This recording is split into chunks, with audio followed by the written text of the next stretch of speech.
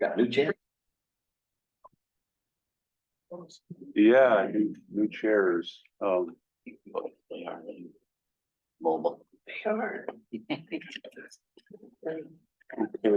Good couple comments here first. Good to see you all again. Hope you all had a good 4th holiday. Hope you're all staying cool.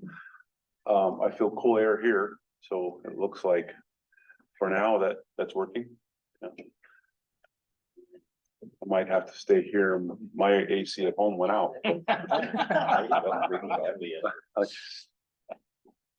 So,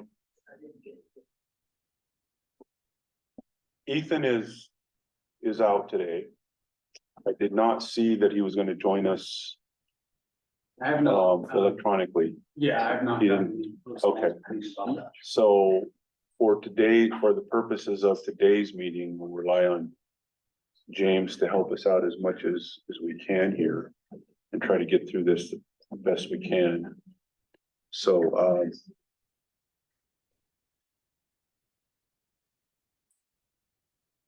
we got a couple things we're probably going to need to spend some time talking about.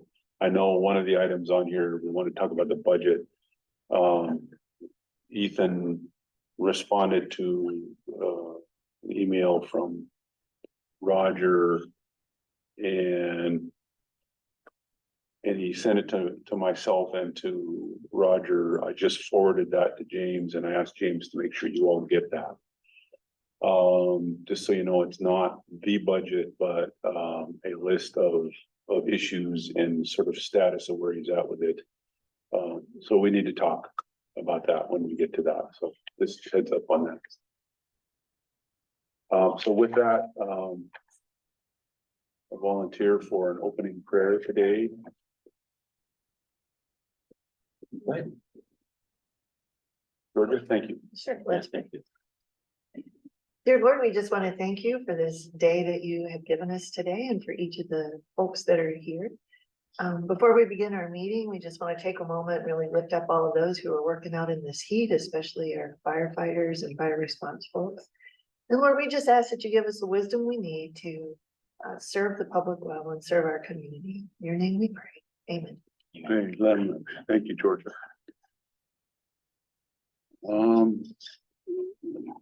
And so for no one physically in the audience today other than staff, if there's anyone online, just for the record, all meeting minutes are located at the Platted Reservation Water Management Board.gov website. So if you need to see those, they're located there. Any potential conflicts of interest? No. Ken, George, Roger? No. No. Georgia. Okay, and none here. So thank you. Attendance, please. Clayton, Here. Roger Noble, Here. George Smith, Here. George McLeod, Here. and Pitt, Here. and Shane Hendrickson. Present. All right, thank you. So, comments, questions, changes to the agenda?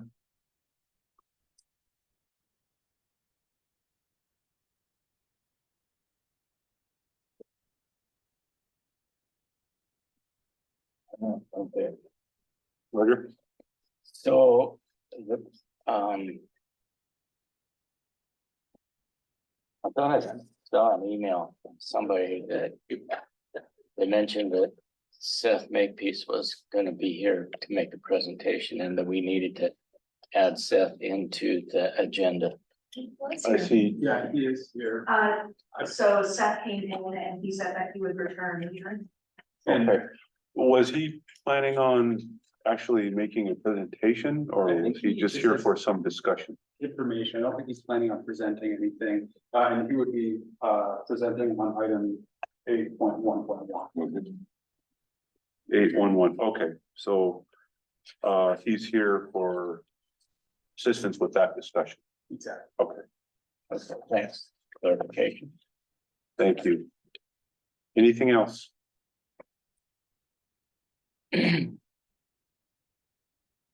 On the agenda? If none, take a motion to approve the agenda. I'll make a motion to approve the agenda. Motion by George, Second. second by Ken. Any other comments? Hearing none, all in favor, say aye. Aye.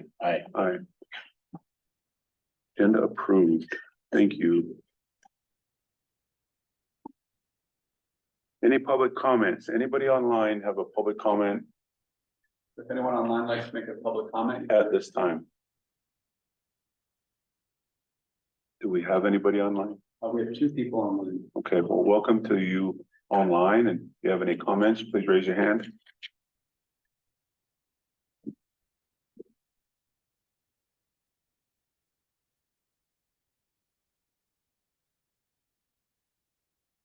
No? No. Hearing, seeing none at this time, there'll be an opportunity for more comment later, so. On to board business, adoption of meeting minutes of 6:18 and 6:25, please. So we'll go to 6:18. Meeting minutes.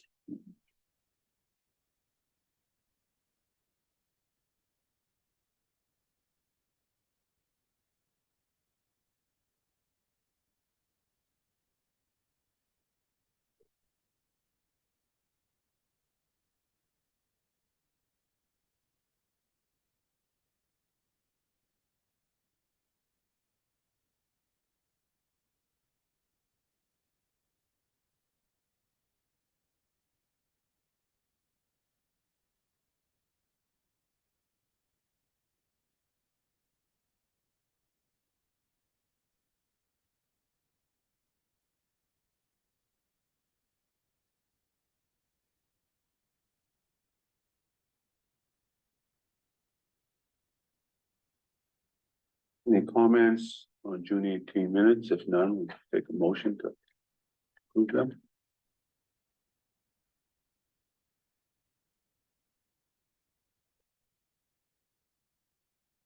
I'll move the minutes of 6:18. Motion by Ken, I'll second. second by Georgia. All in favor, say aye. Aye. Minutes approved. On to the minutes of June 25, please.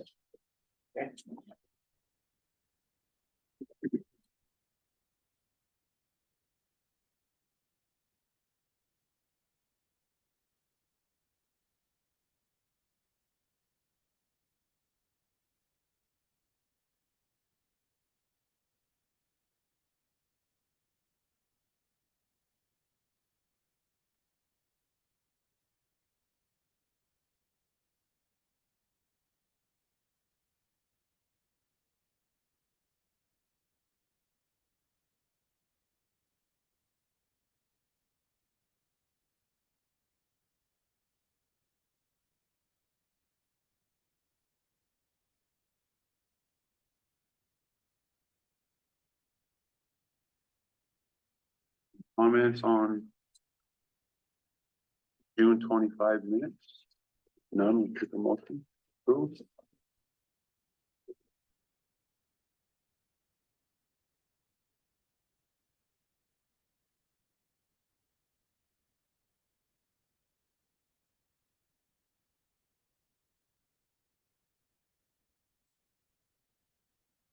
Motion to approve the June 25th. Motion by George, I'll second. second by Georgia. All in favor, say aye. Aye. Aye. Aye. And that's approved. Thank you.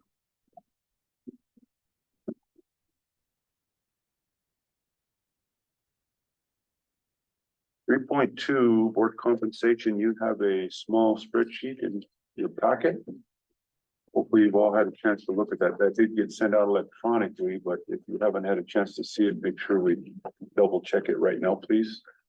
And Chairman, if I may make a comment on this. James, There was a slight misstep by our accounting, and you'll see on Roger Noble's and George McLeod's compensation for May, there is been so essentially what happened was Roger Noble received the compensation that was supposed to go to George McLeod, And so on this, And Roger says, thank you very much. Such a nice guy. so you'll see, we've attempted to fix that error here on this current compensation round.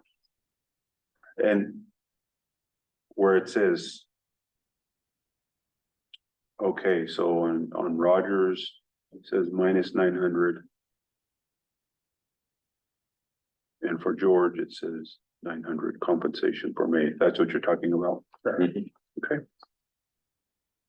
And if it's okay with you, we'd like to just, we have a little memo here and a explanation of how it went down. If we could just, if we do approve it, just get the chairman and the vice chairman to sign off on this round of approval for our records, that'd be. A memo, can we see the memo? Yeah, of course, here. It's really just a correspondence between Ethan and accounting. Yeah, thanks for catching it. I was gonna bring it up. It's a thing I had about it. Yeah. So you'll get. So what, Well, this email, so since it's, I'm not gonna try to read the whole thing. Can we just make a quick copy for the board to see? I just wanna really see it. Please. You can have my. That's fine. Thank you. While we're waiting for that, I was gonna bug Shane. Just more curious than anything, what are you hearing about the Milk River project blowout? About which one? The Milk River project blowout?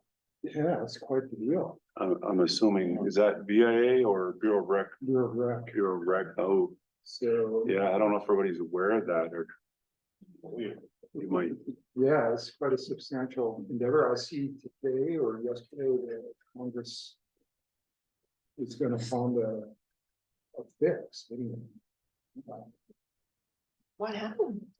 So, I was in Alaska when I was getting all these notifications, but, the large pipelines that supply much of the Highline in the Bab area on the Blackfoot Reservation failed. Again, with double conduits, if you will. One failed and that took the other one down with it and flooded the community town of Bab, with massive erosion and, which has affected the water supply. thank you. Much of the Highland. So it's quite a substantial Thanks. failure. If you're not aware of it, look it up. There are some videos and articles on it, and it was a massive blowout that is predicted to, until and unless they can get that fixed soon, cause problems in the next season. And will have an effect this season because apparently one of the reservoirs they have is, they said we'll get them through July, but they said after that, they're not sure. And all of which could potentially have effect on the ag economy in Montana. So, yeah, it was a big blowout. It has reinvigorated conversations within the FIT of similar catastrophe with the Blackfoot pumping plant. Yeah, Because we have a very similar structure at the pump house, pumps water out of the Platte River up. 300 vertical feet yeah, into a series of canals that supply kind of the north end of the valley. And if one of those failed, it would be catastrophic. It would take the pumping plant, the substation, let alone impacts to the river system. But it's really, I mean, there's been thought about before, but it's kind of renewed the thought process on that happening there. This one, they had some pictures in the paper. I didn't see the videos, but that pipeline was 100 years old. yeah. And so one sheet of it where the rivets were, it just folded up and blew out. It was pretty spectacular. Yeah. So, and the funny thing was they had it in their budget to repair next year. Well, they said the planning for the repairs on that system are at 60%. And it blew out, so now they gotta sort of redesign the whole thing. Thanks, Shane. Yeah, so heads up on that. So this email, you're asking that so we'll approve this and what are we doing something with this or? No, the only action that we'd like to see is if you would, once you make your final decision or approval on it, to just get the chairman and vice chairman to sign off on the June. Yep, which I have a version. Okay, we haven't been signing it. Are we signing this time for a reason? We're second because of this confusing error that happened, just to add an extra level of, we don't have to sign it. I if don't we think it's prefer not, necessary. but Yeah, I think once we approve, I think it's on the record and the board approved it, so I think we'll be good. If we need to, and this email already went out. So we have it and she has that, Marie Fong has that. So with our approval of this, I think we're good. If you decide we need to actually sign something, let's do a letter and then we'll sign a letter, but until then, I think we're probably adequate. That's my opinion. What are your thoughts? I'm fine, but I did have another question when you told that. You good with that? Okay, so Ken, On my entry, for June 19th, it says I traveled 28. I traveled 42 miles and I didn't, but the amount of money is correct. It's just that entry that for mileage should be 0. the 18th. Yeah. Kind of a harmless mistake. Or error. Other, I think so. yeah. on the 18th? Yeah. Okay, so with that, any other corrections?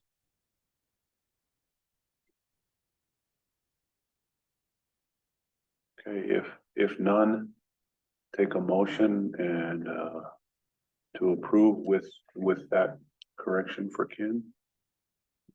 I'll make a motion to approve the compensation as presented. I'll second. Second, yeah, with Ken's correction. Yeah, with Ken's correct. Okay, Second. okay. Motion and second. All in favor, say aye. Aye. Any opposed? Okay, approved.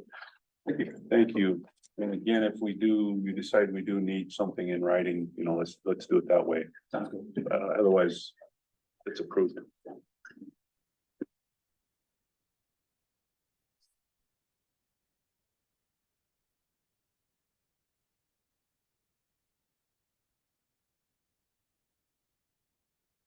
Okay, so with Ethan not here, James, are you taking the lead on some of these?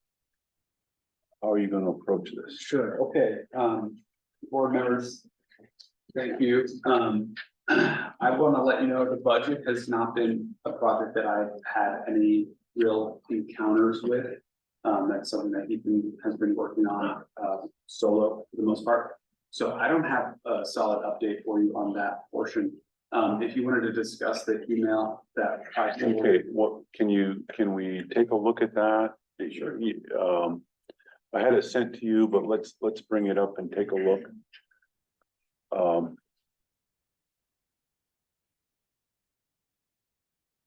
You should all have it available to see if you can't read it there. Looks a little tough to read there, yeah. Let me just paste it into the Word document quick.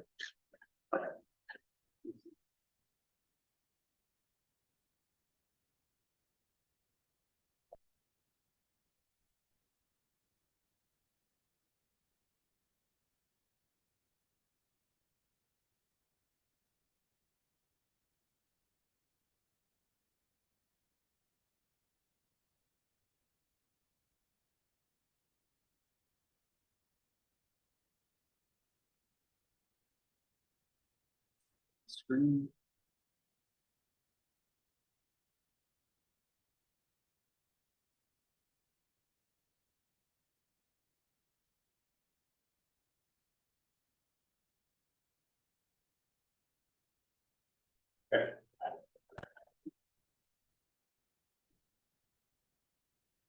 There you go.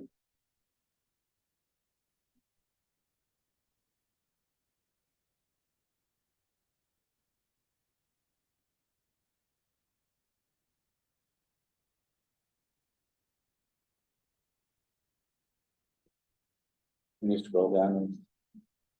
Please.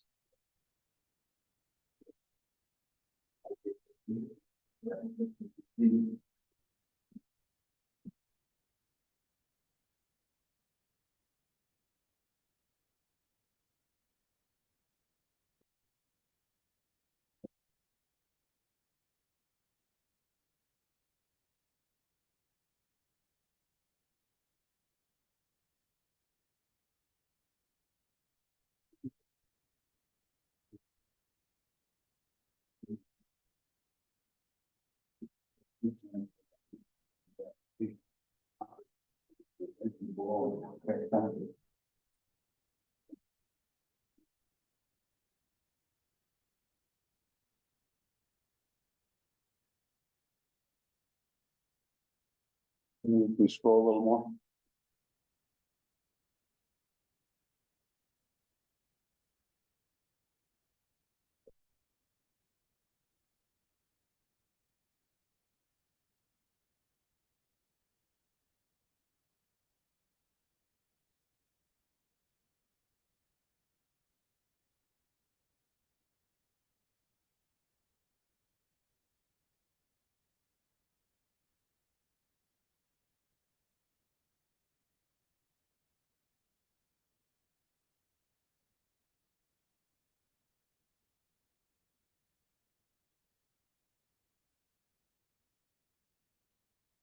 You can go look for her, please.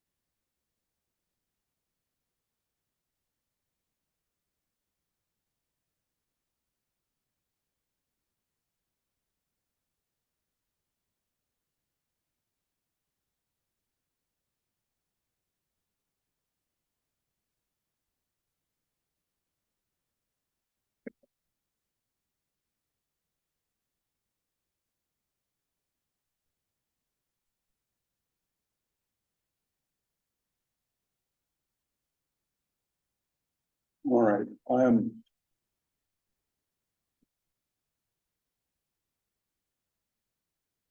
Gonna suggest that either we hold a special meeting and focus on the budget and budget reporting that we need.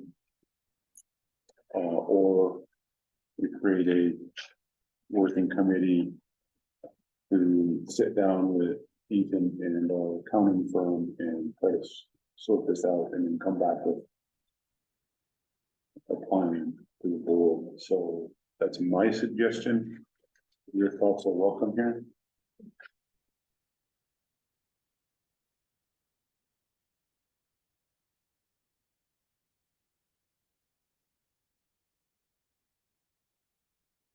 My general thought is what level of a budget is the board looking for? We know our input income is fixed from the two entities. And really the key is our monthly and yearly expenses. How finite do we want those detailed to? I think that was somewhat in Ethan's message there is, if we're looking for that very finite level, that the contractor, if you will, isn't willing to provide that level of information. Part of what I think we need to sort out. I'm not sure right. Which seems odd to me. I mean, they're paying them to do a job. Yeah, maybe we need to. So I know I've got a fairly simple, I call it simple, idea in mind for the information the board needs. And getting that information may not be so simple, but I think that's what we need to decide. One, a budget format What does that look like?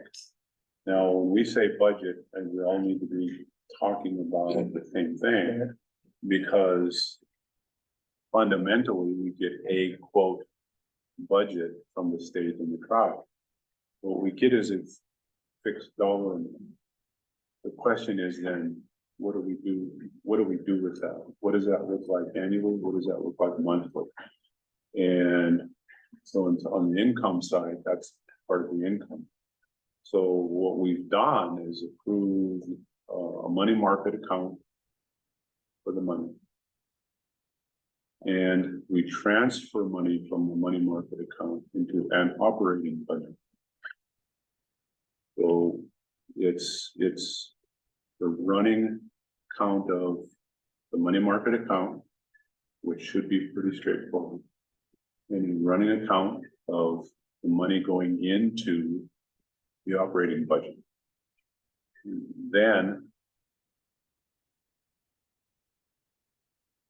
I think a bare minimum, then on a monthly basis, what's left in that operating budget. But some detail would be useful. I don't think we need pens and pencils, but we need personnel, contracts, major expenses on a monthly basis, so that we have an idea of where it's going. So I'm just sort of rattling off the concept in that. But the budget format, when I say budget format, it'd be more of the operating budget format, and I don't think we have that nailed down either. So that's me. So again, for open for conversation and figuring that out, I think is what a special meeting and or a committee work group would do. Yeah, and to add to that is the ability to plan for the future months coming. Yeah. That, where are we at with projected expenses? I know we need things like vehicles, and so how soon can we get one of those? If we save X amount each month, we can get a vehicle in 2026, or can we get one in 2025, or? Well, the projected amount, I think, thank you, because I think that would be important for us. I think very soon to have some at least gross numbers of where we're at and what we think we're going to need for the upcoming legislative session. Now, state and the tribe, unless we say something, what that funding agreement is going to look the same, would be my anticipation.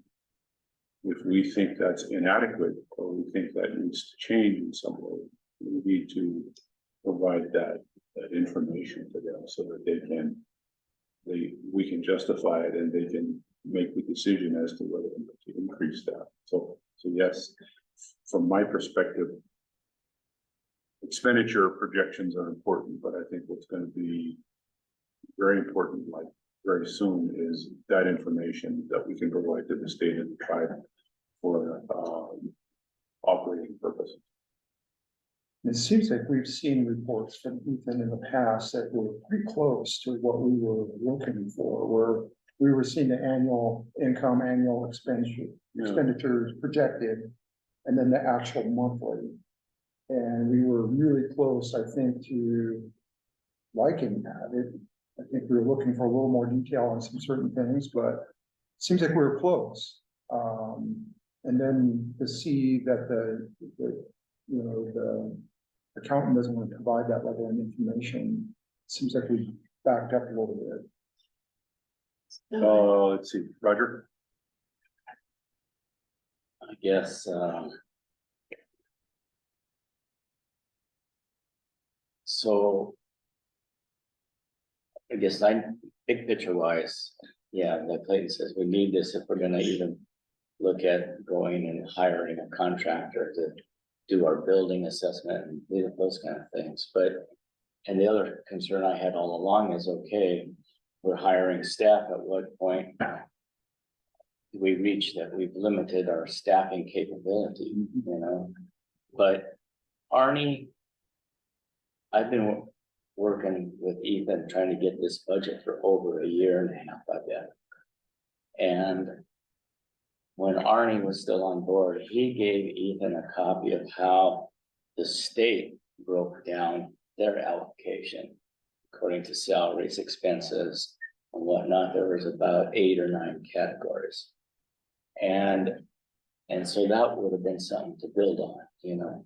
I've also given Ethan copies of budgets for Flathead County Health Department, Flathead County Solid Waste District, and there was another one, just so we'd have an idea of what a budget looked like, you know, and it's a monthly running total, so you can see where you're at with your overall expenditures. So I get the feeling he is struggling more with not knowing how to put a budget together rather than putting the budget together. Some of the information that has been given to us, Christie has presented, she's gotten it from Davis Brown, reworked it and given us stuff like on the staffing and the health insurance and 401k and whatever else. And so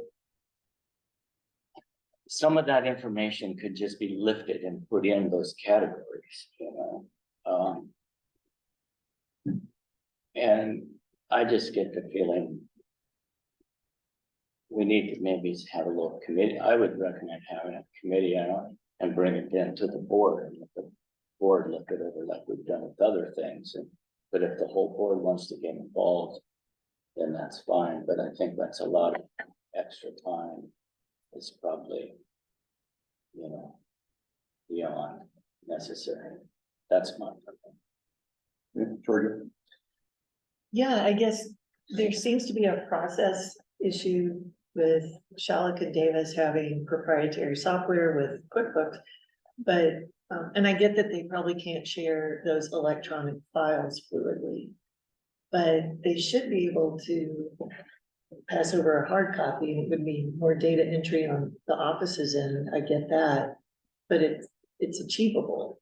And given the amount of time we've been asking for this, I would have expected some kind of workaround at this point to come up with it. So, you know, I think we have a response to the public, a responsibility to the public to produce a budget, to advertise the budget and let them see how we're spending money. And I hear what you're saying too, Shane. I think Ethan has been close, but mainly what we get are expense reports. We need to see both sides of it, so we do have a running tally, what we have left, you know, all the things you guys have already said. So I think there's a workaround, and maybe if the committee could be put together, we could talk to Shalleck and Davis and find out what is the path forward, because we have a responsibility as you all know. I think if we have a committee or a full board meeting, either one, we need to talk to them. I think if there's an issue there, we need to work it out because they've got the data. They should. I say this sort of without knowing all of their issues. They should be able to provide us with some of that reporting. You're right. With almost a push of a button. Once we format it, once we format what we want, I mean, what do we want? Okay, what we want, okay, this is what we want. You know, design a report, and then once a month, print it out, take a look. Other thoughts? I kind of agree with Roger. I think the focus committee knows what they're looking for, knows what they're asking for, rather than the whole board would be my sense of the way we should go. I would agree with Roger also. Then it's, I understand the importance that you're putting on it for future budgets. So something that we need to get going and get the committee and get her taken care of. Yeah. Sounds like we have at least a working consensus. We have a committee.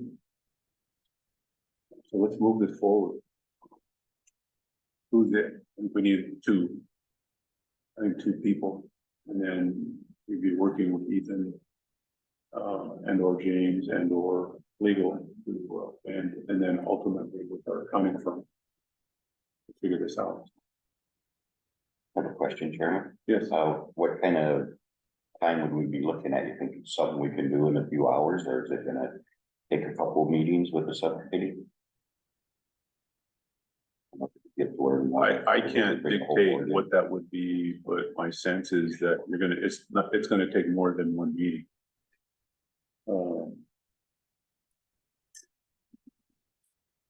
And so if we have a committee, I think even today, if we could sort of roughly frame up our charge to that committee, then I think that would give everybody some direction, because the question, right, is what do we want? And I think we have to have some global picture of what it is we're after here, so that we can have a target to shoot for. And I think I stated what my frame up would be, so if you have other ideas, throw them out. And since we're in the middle of this discussion, Haley, any thoughts from legal? It sound like we're kind of headed in the right direction then. I think so, yeah, based on what the board needs and wants, and especially if there is any desire to get involved with both contacting parties for the 25 session. Yes. Okay. So one other thought on possible committee participants is, I know, Melissa is always concerned about how things are spent and whatnot, and so is the state. So I wonder if we wanted to bring in a party from each of those entities also. Thoughts? I wouldn't oppose it, but I would suggest that we probably get another step or two down the road before we invite them in. Okay. I wouldn't want them to guide our direction, but I think it would be important to communicate with them. They might have some input that we need. That makes sense. Yeah. Any other thoughts on that?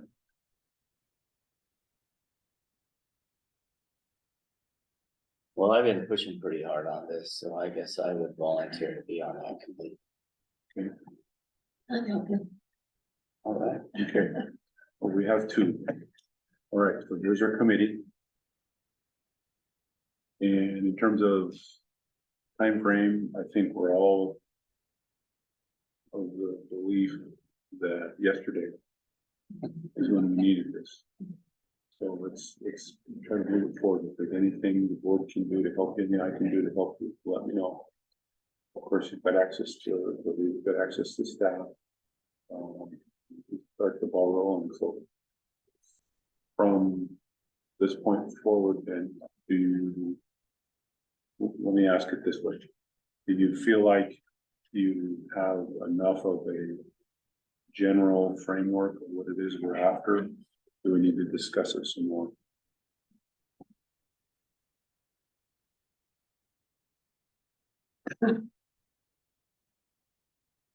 Well, just to make sure I heard you correctly, Clayton, you had mentioned an annual budget and a monthly budget. Did you mention quarterly? I didn't, but if we're able to do monthly, we ought to be able to do quarterly or whatever. So this is one of those times when I wish we had a whiteboard.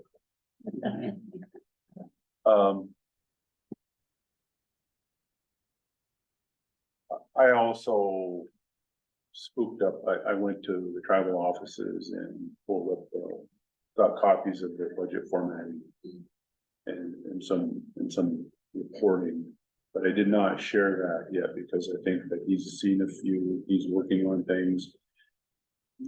But we need to move this forward. So when I try to reiterate. We've got a number that comes in the funding agreement. And we get that.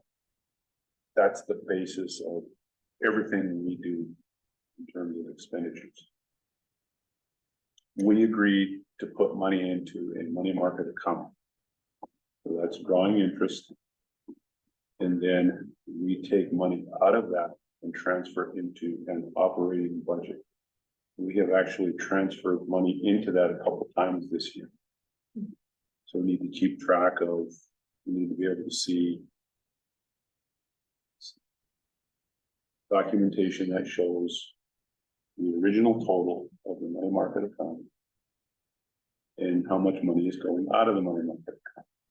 We need to be able to show on the operating side an original operating budget, day one operating budget. What does that look like? And how much money and where it came from. So it came from the money market account and into the operating budget. And then month by month, we need to be able to have that, I think, a bare minimum what the end total is. It started off with $1. At the end of the month, we have 75 cents. End of 2 months, we have 50 cents. At a bare minimum, we need that. The operating budget, when I say budget format, in my mind, it's a document that lists the itemization of the things that we will spend money on throughout the year. Personnel, contracts, operating, travel. If we can identify those major components, agree on those, and they come to the sum, then if we had that breakdown, then we could track, and we could track those on a monthly basis. I think that's what you want to see. You know, when we, now let's just, again, this is all just off the top of my head. I think that. Any other thoughts about what you want to see? What do you want to see? You asked the question, and that's what we need to answer. What do you want to see? Did that answer, at least from my perspective, where I'm at? Yeah, that's very helpful. The reason I asked about quarterlies is Shalleck and Davis are my accountant for my business, and for each report we're asking them to generate, there's gonna be an additional fee. Right, so I just wanted to make sure I understood the scope of what we wanted them to do, and would you want them to generate a budget back to the start date? So we could have all of those copies from when they started till the current time, I'm assuming. Roger shaking his head. Well, I think we're this. I don't remember what kind of fiscal year Ethan is running on. Is he? When he switched It says in the email. In the email, I think he, if you could put that up, I think he described. It was January to December, and now it's July to June. What we did, yeah. Yeah, I think first we need to start and reconcile how we want to do it.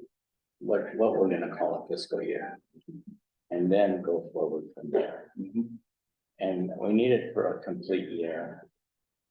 And if they're using Intuit, you can spit out income statements and balance sheets from that and get some of the information you're talking about. But then that's not exactly the budget that I'm looking for. It is, what you're saying, it's all those different expenditures and how much was used during that month, and what's the surplus that we got to work with for the remainder of the year. So, but you know, we can use it.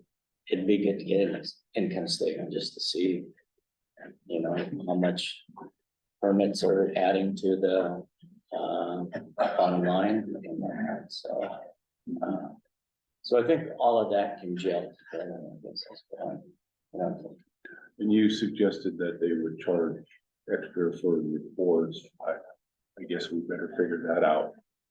And when you're in discussions with them, figure out, if, as we scope out what it is we want with them, then they need to tell us what that's gonna cost. And so maybe there's a balance there. And maybe we ask for more, maybe we ask for less, certainly some bottom line information.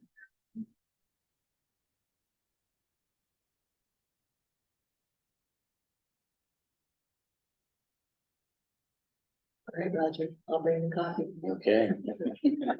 I'll send you those examples. And I'll speak up to when I got from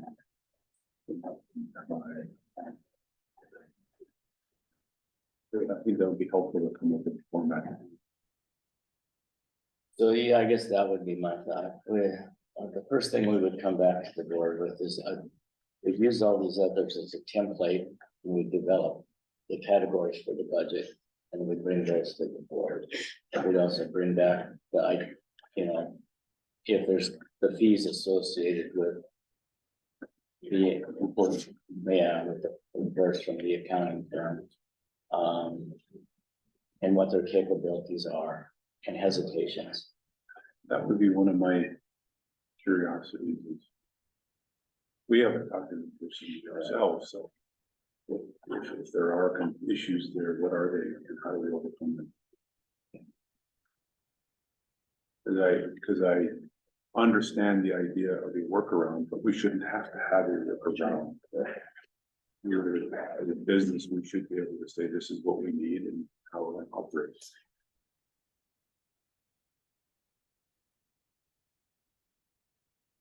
Okay, I think we've got the marching orders.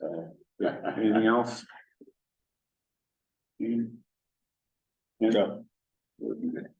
Okay, guys, thank you. Yeah, thank you. This would be a good approach. Let's get on. All right. Enough on the budget for now? Okay.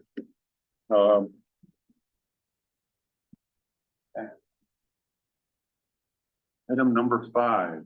Okay. Thank you, board members. Next on your agenda is the WP&P post-public comment. Summary.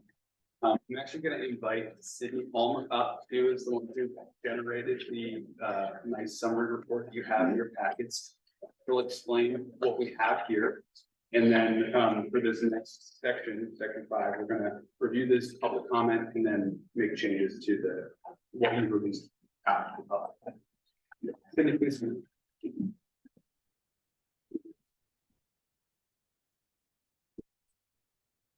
Good afternoon, Mr. Chairman, Vice Chairman and Board. I will be going over the summary that I believe was sent to all of you earlier this week.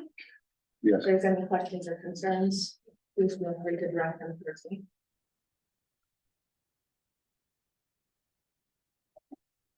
On page 3 is a summary of the comments received. We got a total of 4 comments. 2 of them were surveyors, one a water user, and the 4th one as a someone from doer. Overall, 3 of them discussed parcel sizes. There were concerns about volume limits for subdivisions, number of parcels per allowance, water right application processes, definitions of our WP&P, groundwater diversion standards, appropriation rights for domestic allowance for homes and businesses. And then there was a kind of an odd public comment that we received that didn't exactly have anything to do with the WP&P that was posted, but somebody wanted an exception of registration fees for intermittent or low flow water developments. Okay. Thank you, Sydney. And this is a good packet. So let me just hit pause there and ask the board, have you all seen it? All had a moment to look through it at least a little bit. I know there's a lot, especially in Seth's comments, a lot of information, but even the other comments, I think are important and short, some of them are shorter, but I think have a lot to say.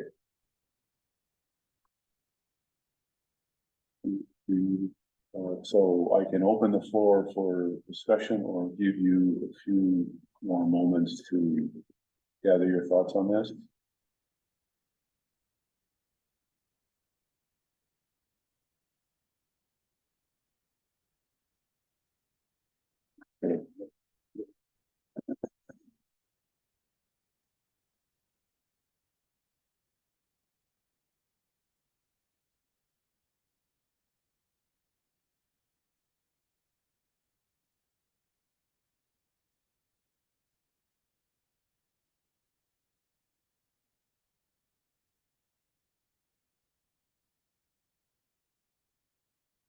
A little early for a break, but what I think we can do is go ahead and just go ahead and take your time. Look through this, take a few minutes, and as soon as somebody has. There's about 20 pages of public comments there. Yeah, yeah, if you haven't had a chance to look at them. Yeah. Take a moment. So we'll give them a moment to me and we'll be back with you in just a moment. Perfect, thank you. Thank you.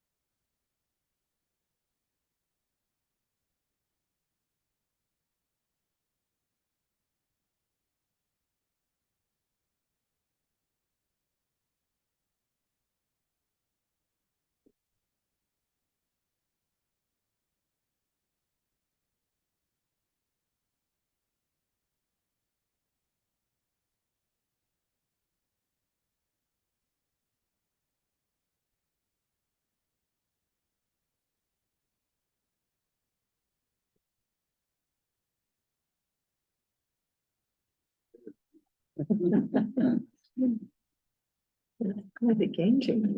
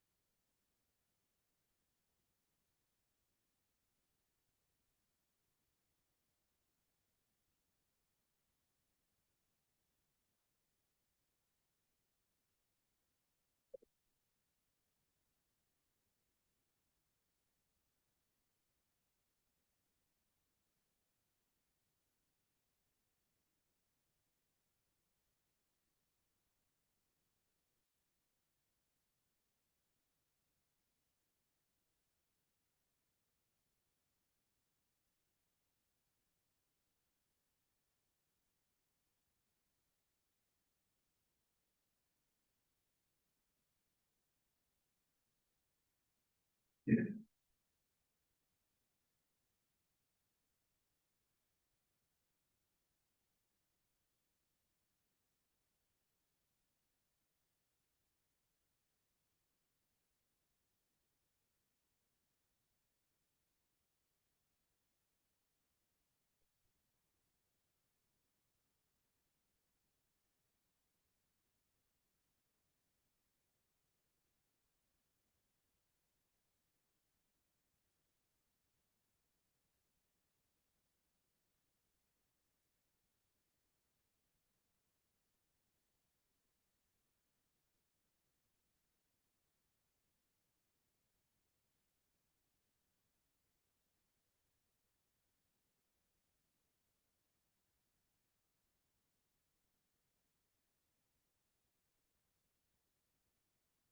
We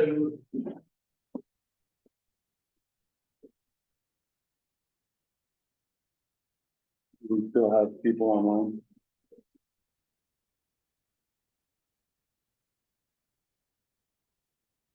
Yes, we've got 3 people and 1 staff online. Okay. For everybody online, you don't need to adjust your screen. Get a lull in the action here as we read through comments.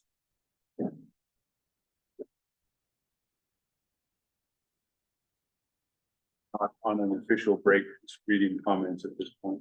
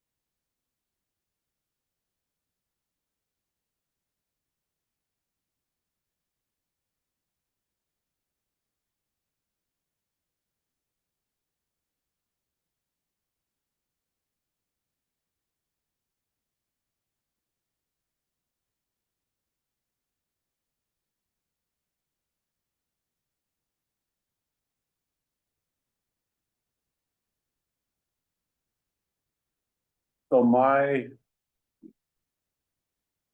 sense is that, well, we're gonna need to revisit the policy language we put out.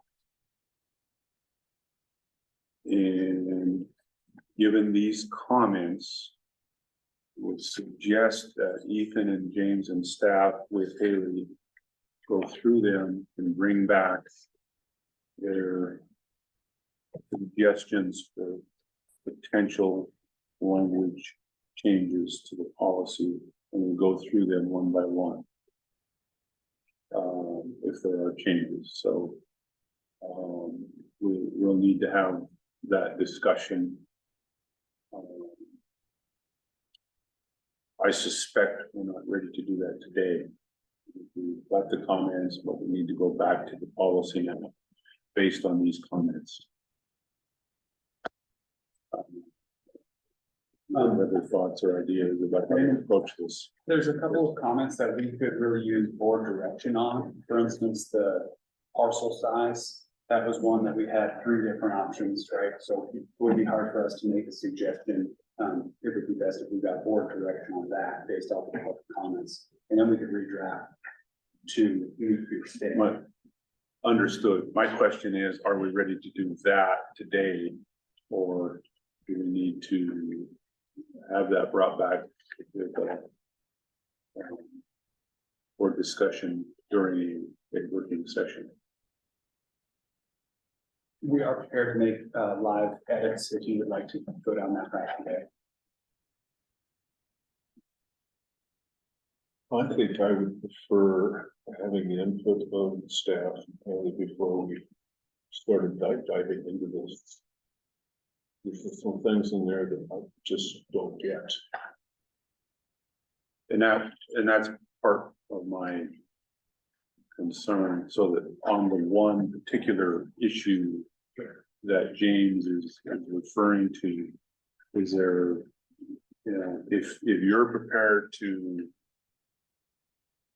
help lead that discussion now, we can at least start that discussion and then decide if we're gonna make, we can review it and either make a decision today or postpone that until we have another working session, so.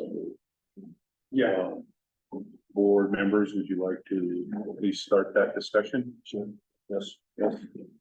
Okay, so James, based on what your comment was, let's go ahead and why don't you tell us what you have in mind? Tell us what you need from us, and then I think if we could start on section 23 of the domestic allowance portion of the WP&Ps that were sent out, maximum number of connections per larger parcel. This is a piece that was commented on by 3 of the 4 commenters. We've had one suggestion at a 20.01 parcel size, one suggestion for N parcel size, 10-acre parcel size, and then the tribes, the sets comment was suggesting for a 40-acre parcel size.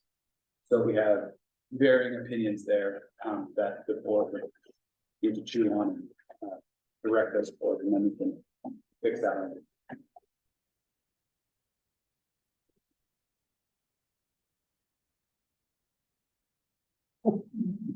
is that something that you're prepared to have some discussion on, Shane? Yes, yes, absolutely.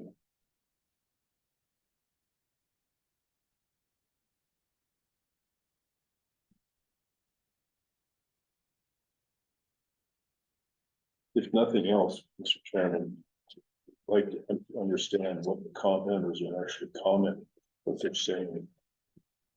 Don't have a good feel for that now.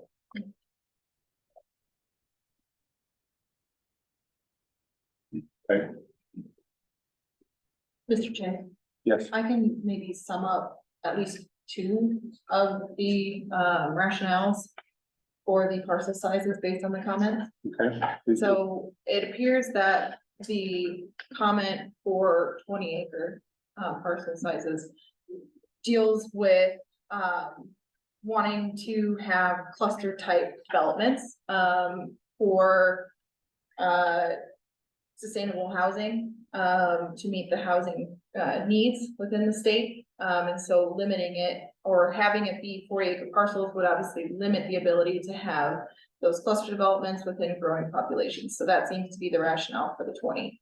For the 40, Can I interrupt? sure. I get that, but I don't get is how it's gonna finish here. That's the part where I get lost. Sure.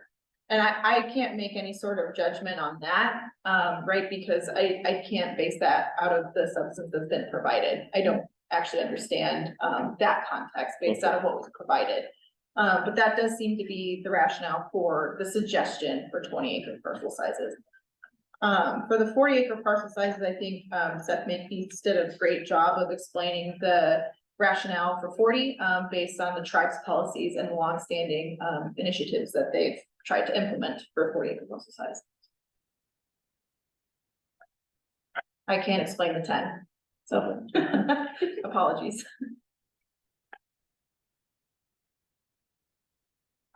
Mr. Chairman, if I may. Yes, The 10 acres was submitted by Jack Duffy, and Jack Duffy had made a comment verbally, if I remember right, that it was based off of historic numbers with the DEQ, with the MDEQ and DMRC.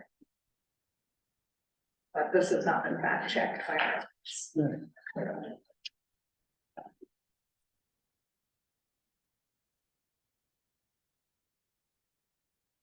well, I don't know about the rest of you, but I would benefit from a little bit of an extensive discussion here about this and some drawings. And a bit of a listing of based on each acreage size, a listing of the, well, I'll put it this way, pros and cons.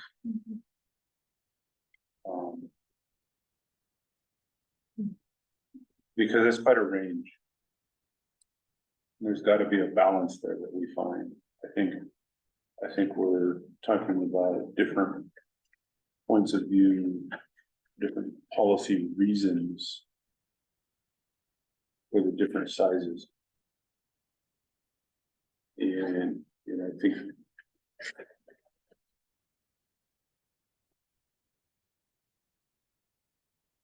it's a difficult task, but I think once we look at that, we also need to consider what our purpose is. We manage water rights. And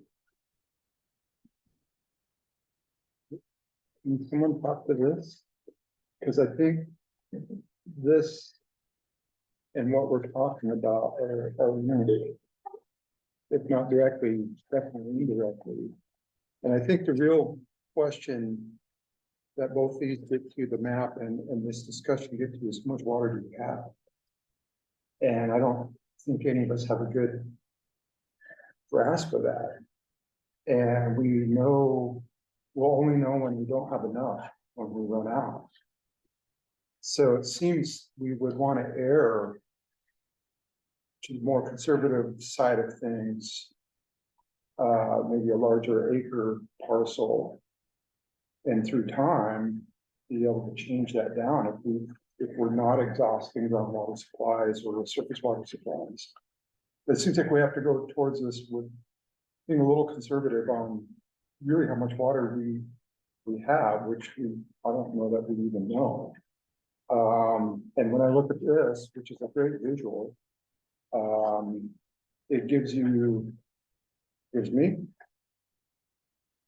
a cumulative effects perspective of what's going on, and that's the difficulty of this board is do we want to double this in 10 years, 20 years, 50 years? How fast do we want to double this? Or add to the cumulative effect is what I'm saying. Without, we're doing a budget with an unknown income is what we're trying to do. Is we don't know what our water budget is. We know it's limited, we know it's finite. We don't know if we're 3/4 of the way through that water budget. We're 10% of the way through that water budget. I think we all suspect we're deeper into it than we probably realize, but so it seems to me that that's kind of the core of this whole thing, that if we go smaller acreages, that's a higher density, we're quickly adding to this map versus 40 where we're slowly adding to that map. So that, I think that's what we're grasping with here, right? I just want to make sure I'm thinking of this the same way that everybody else is. There certainly are a lot of unknowns about that. Regardless of what size we choose, water development is going to continue. So pick a number, pick a time when it starts to run, when it starts to get to the limit. What do we do?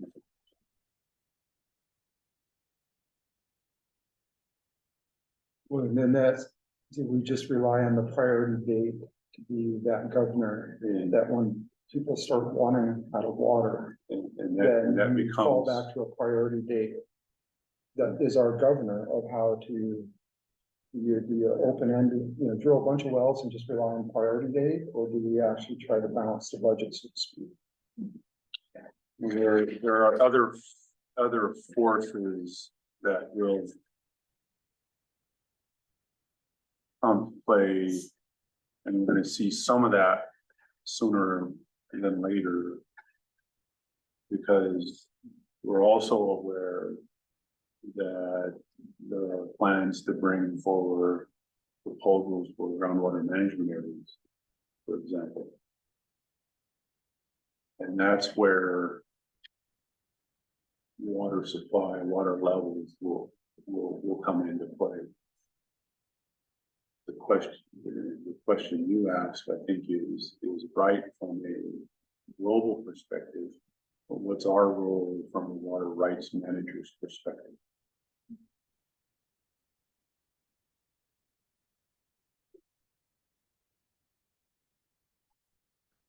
Mr. Chairman, Yes. I favor the 40-acre parcels, just to see it slow down a little bit.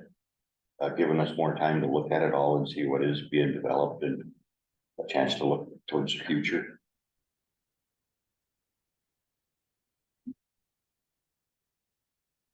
Mr. Chairman, I'm not inclined to do anything at the moment because I still want to understand how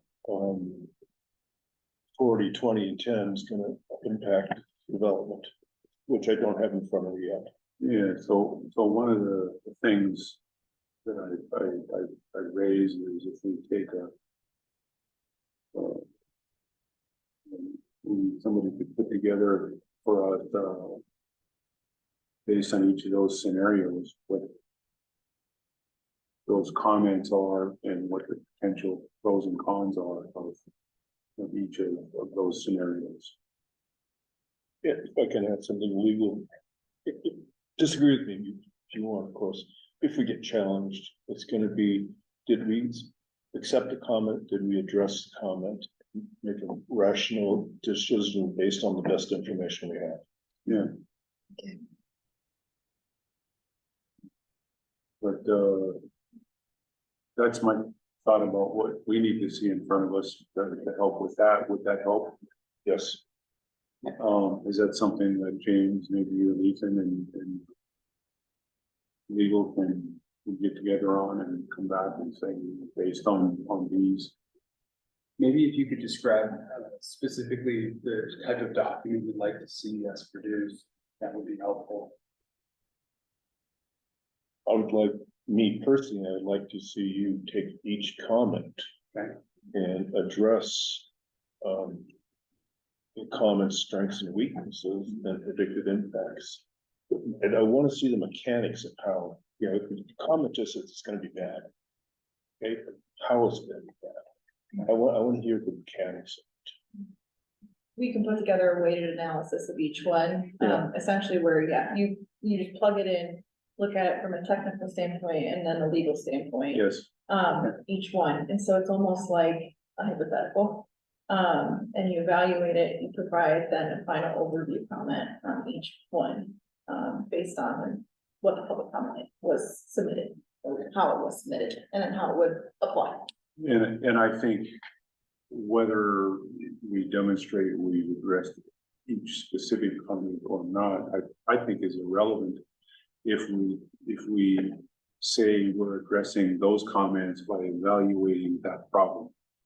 And that problem is acreage size right now. What are we gonna pick? How do we evaluate that? Yeah. So this evaluation of that, I think would be, I'd benefit from it. And I don't think I'm prepared, unless you want to take the rest of the day to start to evaluate that. I'm not prepared to do it today, but I think we need to do that. Can I ask a philosophical question? Go for it. I've been sitting here debating on whether or not to bring this up. So you guys can throw things at me later if you want to.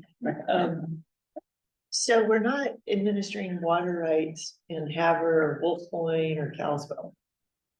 We're administering water rights on the flooded Indian reservation. And to me, I love the idea of a weighted analysis, but what part of that analysis can include the importance of open space to the culture of the people who originally lived here and continue to live here? Because it's unique. And I think I want to respect the place I live and the people who these are their homelands. And that's different than looking at water rights off the reservation. And so do you understand where I'm going with that? Yeah, I mean, that was exactly the thought that ran through my head with some of the bases that were brought up in the public comments, where there is a lot of, state basis, behind some of these public comments. And this is, we are only operating within the exterior boundaries of the reservation. Whereas the state has to consider the entire rest of the state. And so they aren't looking at just one watershed or one source, they're looking at multiple sources, whereas this is, you know, in the exterior boundaries.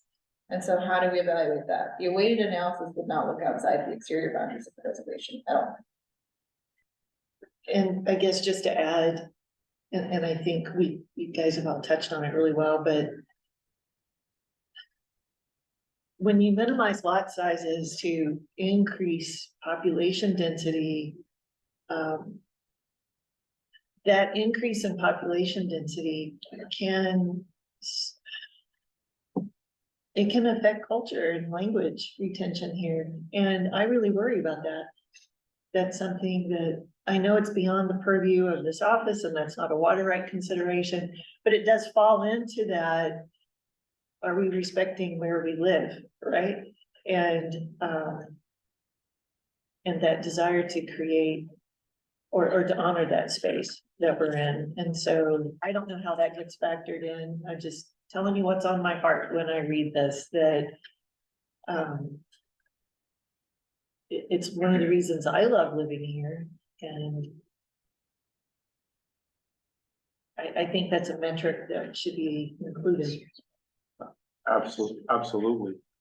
I think that's why we have to have this discussion, because how do we, in making this decision, how do we balance all of those interests? Culture is a piece of it. We read in the comments, economics is a piece of this.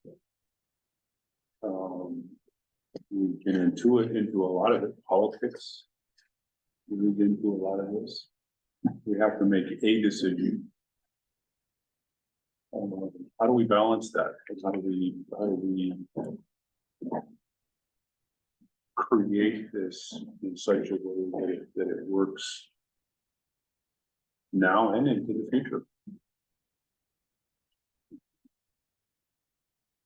Mr. Chairman, can I? Yes. My master's thesis actually focuses around a water resource banking system. And a subsection of that is cultural impacts, specifically within the Fort Hall Reservation, as they have implemented a water resource banking system as well. And I would be more than happy to share with board member Georgia if my subsection about cultural impacts. Thank you. I'd love to read that. Yes, very much. Thank you.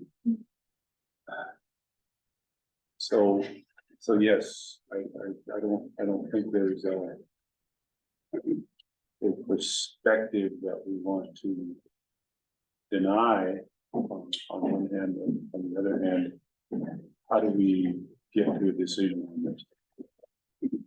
Well, to get to your point, Shane, I received the email from Ethan this morning on the conditions in the Blackfoot River.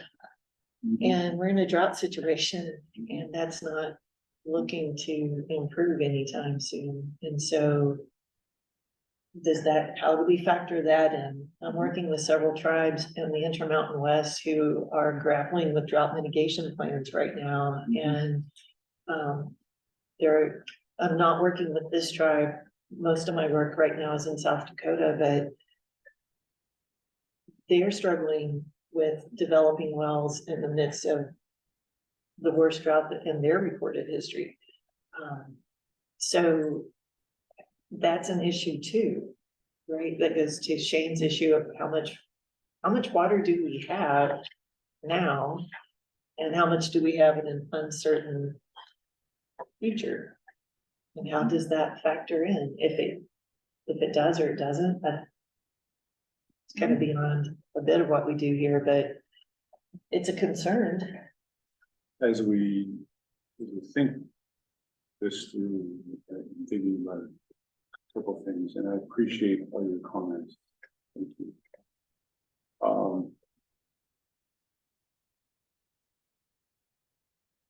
How do we also do this in such a way that, for example, where I live, And it may, if I extrapolate my situation into the future based on this policy, I live on 1 acre.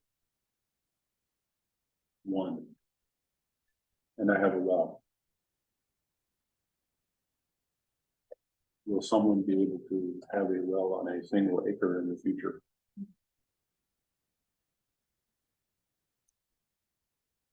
I don't need more than an acre to live on.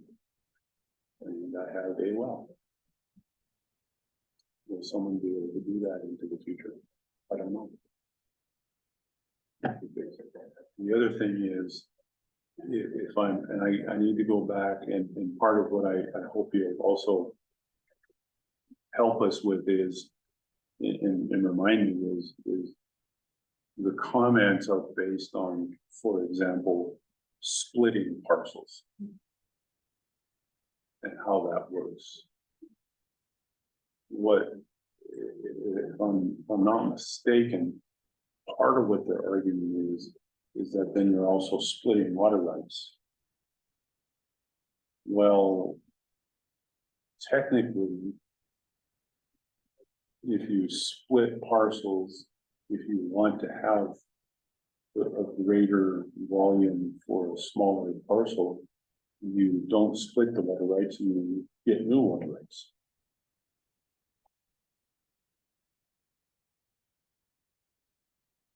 I think part of what they're struggling with is the fact that they think that that's the only way you can get the water for your split parcels is by splitting the water rights.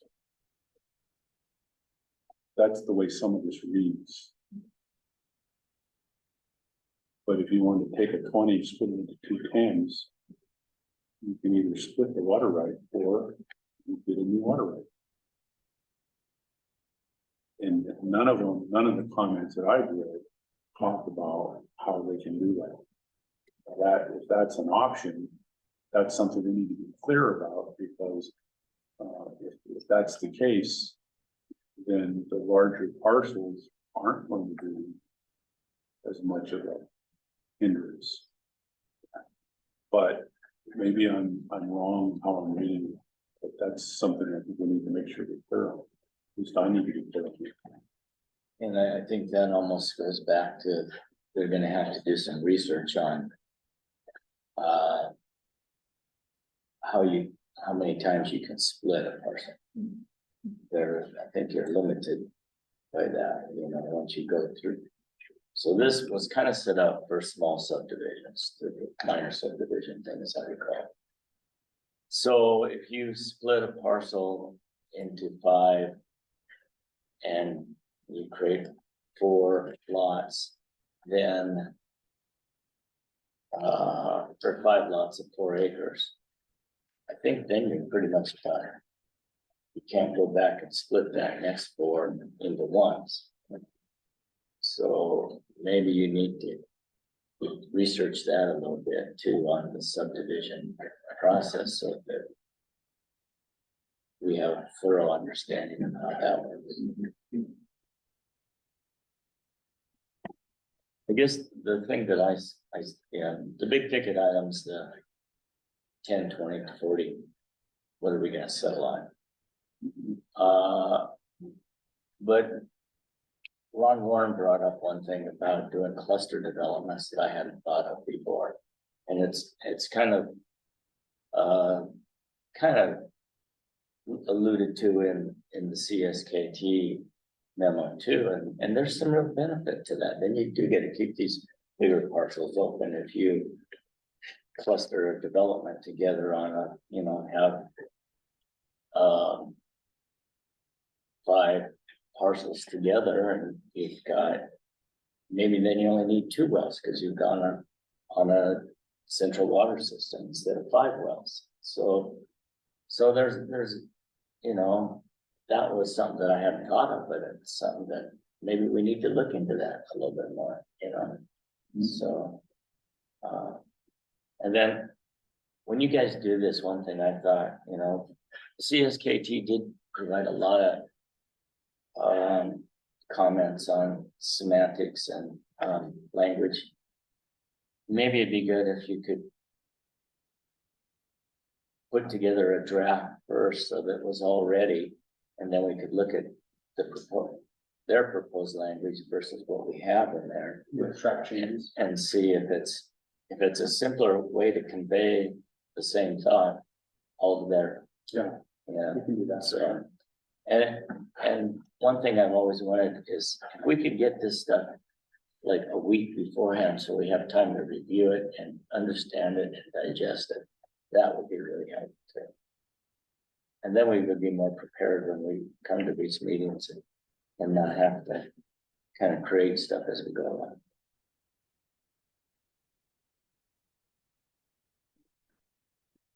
Oh. Which was, yeah, this is all falling in line with what I thought you proposed, because I didn't think we were ready to dive into this, to that detail today. So that would be helpful. Chairman, my one concern with creating this document is, our staff, overanalyzing comments that are like clearly opinionated in nature, and, we have to somehow control for, you know, conscious or unconscious bias in the report that we generate. So I don't wanna try and interpret things too far from these public comments. We can do a fact checking and we can do, you know, we can provide specific details, but doing an interpretation of what necessarily they intended to mean would be, I think, unadvised. Right? Yeah, I mean, my philosophy is going to the extent of where facts can back it up. Or some sort of legal basis in my circumstance. So once it's beyond that, then we cannot provide that. Yeah, I'd be looking for, tell me the facts. Yep. And we'll do the conclusions Yes. ourselves.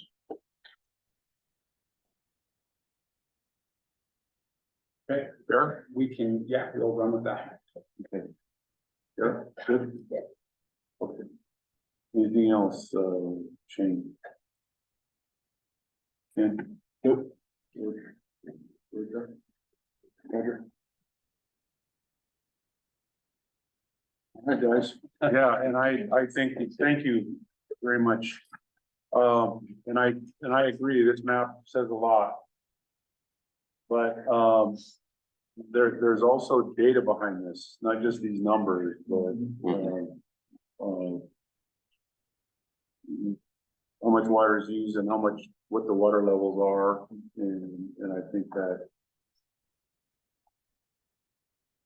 And not to discount any of that, but we're really not in a position to, other than some as required by policy, monitor what people are using according to their rights.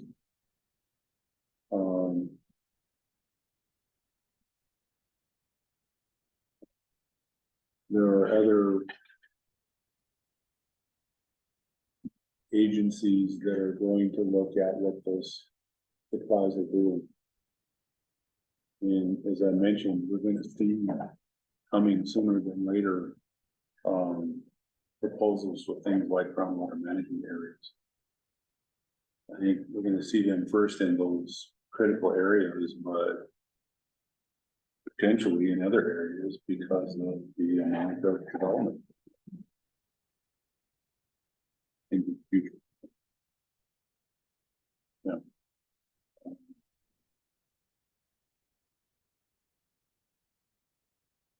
A lot of balancing. Yeah. Right.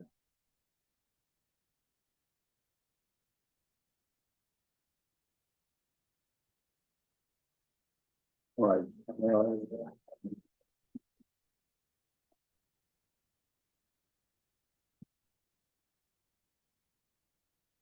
At this point, no action on that one. We move on to the relevant domestic allowance, Form 6DBF. Thank you, board members. Next on your agenda is your consideration, again, like the application to construct a development allowance. That is in Form 6DDF. Reminder, this is for, up to 10 acre feet. Requires a positive measurement. And, this is now the second time that you've seen this form. I made some revisions based off of your direction from the last meeting. You'll see highlights in here that are, need, your special attention. Some of these things do, are sort of pulled from the draft WP&P sections. They're not sections that the public comment pertain to, however. So if you feel inclined, you can proceed viewing this.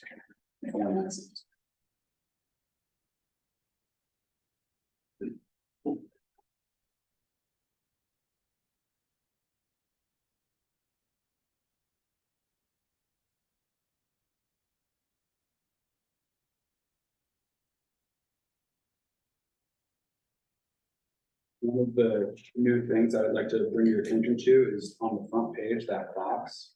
Let's see the filing fee layout. So obviously there's the base fee of $250. That's the cost to file the application. Then if you are gonna, propose to drill more than one well, we would charge an additional $125 for each additional well. And then there's also an additional charge of $50 for a measurement device review. And so if you have multiple wells and you have multiple devices that you have to install, then you would, again, add $50 for each measurement device.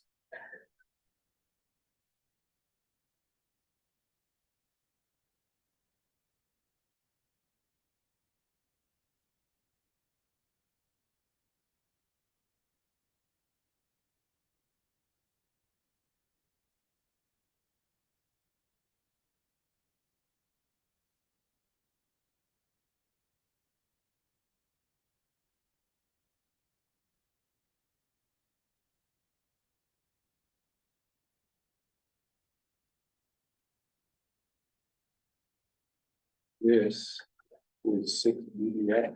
Yeah, form number 6DDF. And am I missing it or is that number not on here? That number is not on there. We will put it up in the header. Okay.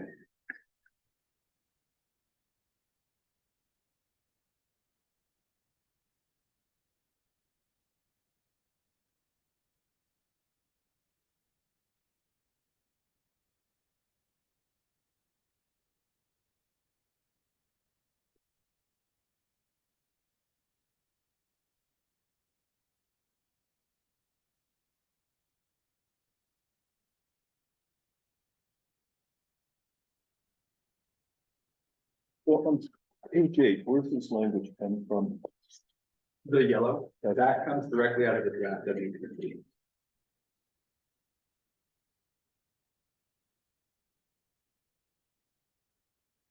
We've set at a public comment that was just a wording change that describes how to maybe explain the engineer or hydrologist report. What he says.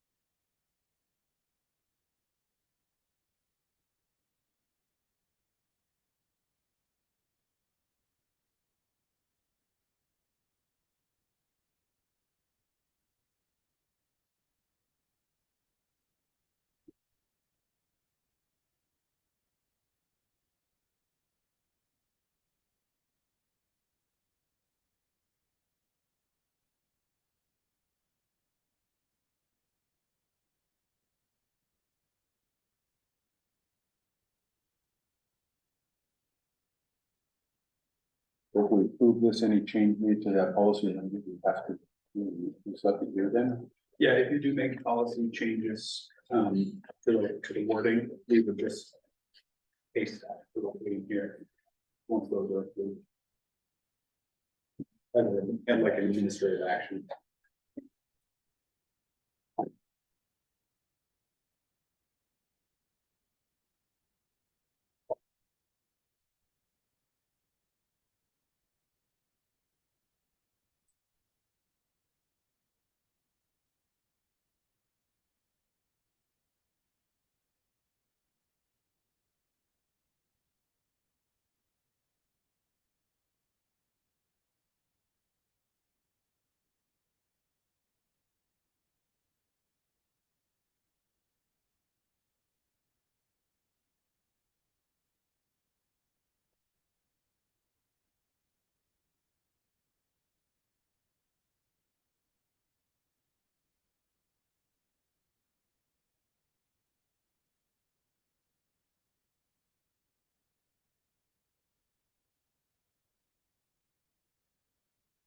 Questions?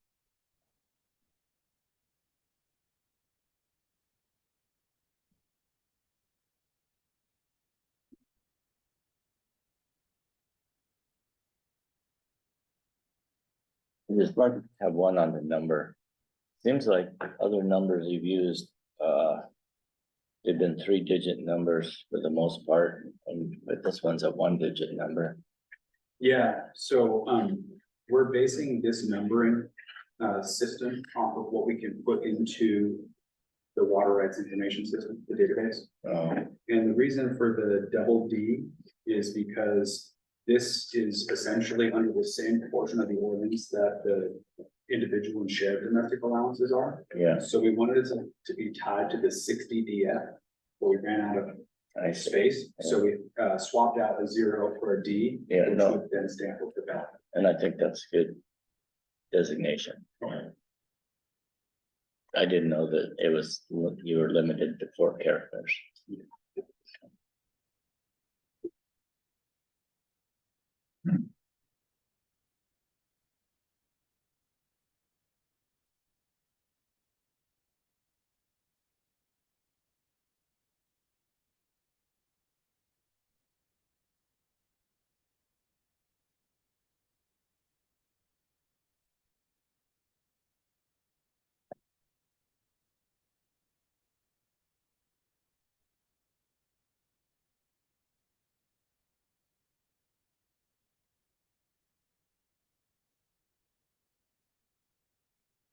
So maybe I'm missing something, but I don't see that form number on the form.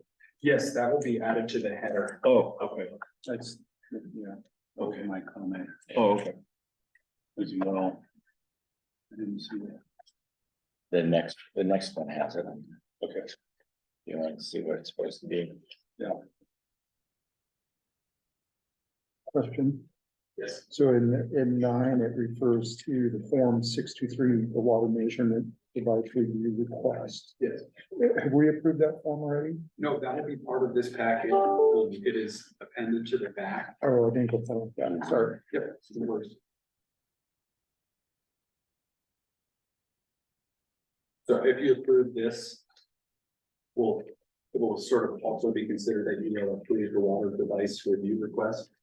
And then they will both be active. This will mostly be used for development domestic allowances, but it could also be used for comments and changes if we needed it to.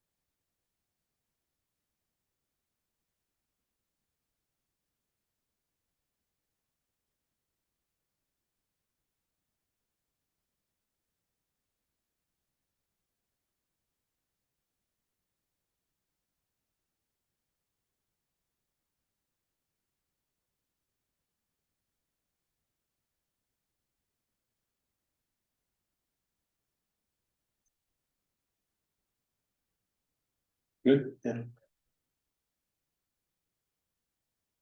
We're looking for approval If that's what you'd like to do. of the form. that is. Yes, correct. If you guys are ready, then I will take public comment. Yes, you ready for public comment? Yes. Okay.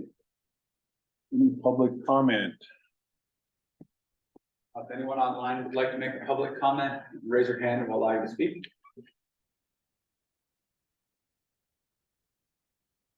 In no public comment.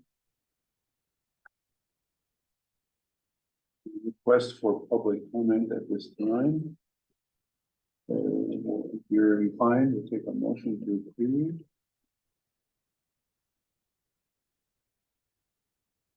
But you guys did a good job of incorporating the changes, suggestions. So, and I'll make a motion to approve the Form 60DF Development Domestic Allowance and the accompanying 623F Water Measurement Device Review. Motion by Roger, Second. second by Ken. All in favor, say aye. Aye. Any opposed? Seeing none, it's approved. Thank you. Thank you. Okay, board members, next on your agenda is another form. This is, again, it's the second time you've seen this form. This is a 611F, which is an objection to an application. This form would be used for some of the larger water rights that we would see, like permit changes, uses of the flathead system compact water, the enforceable flow schedules, and protected wetlands. We were advised to make some changes to this form, and you're looking at the updated version based off of the changes that you suggested. Those changes appear on the second page. 3 paragraphs down, 3 sentences down, with the asterisks there. And also on the first page, instead of saying interest, we added the word legal in front, just so it says a person has standing if his or her property, water rights, or legal interest be at risk.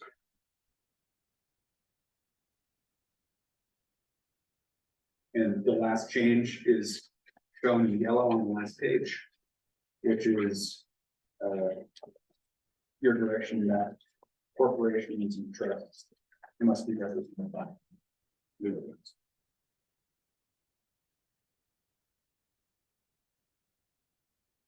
I would be more comfortable if that last sentence said legal counsel licensed to practice in Montana.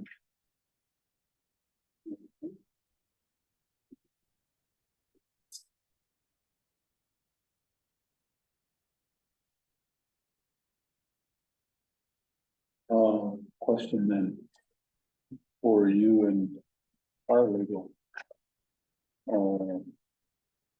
You said in Montana, so in Montana. Yeah. That adequate to cover on the reservation? You need to specify that as well. So our policy that we have written before specifies, yeah, licensed in Montana or, CSKT tribal court. So if you're gonna, But you do have to have a license in Montana to also be licensed with CSKT tribal court, so. okay, so just saying license in Montana is adequate. It's I would- legally adequate, but I think what you're getting at is, you know, respectfully adequate. Yeah. Where is that? If we're gonna add that, I would just keep it consistent with our already existing policy. Okay, which says. I can send you the language. Okay. All right, that's good, thank you.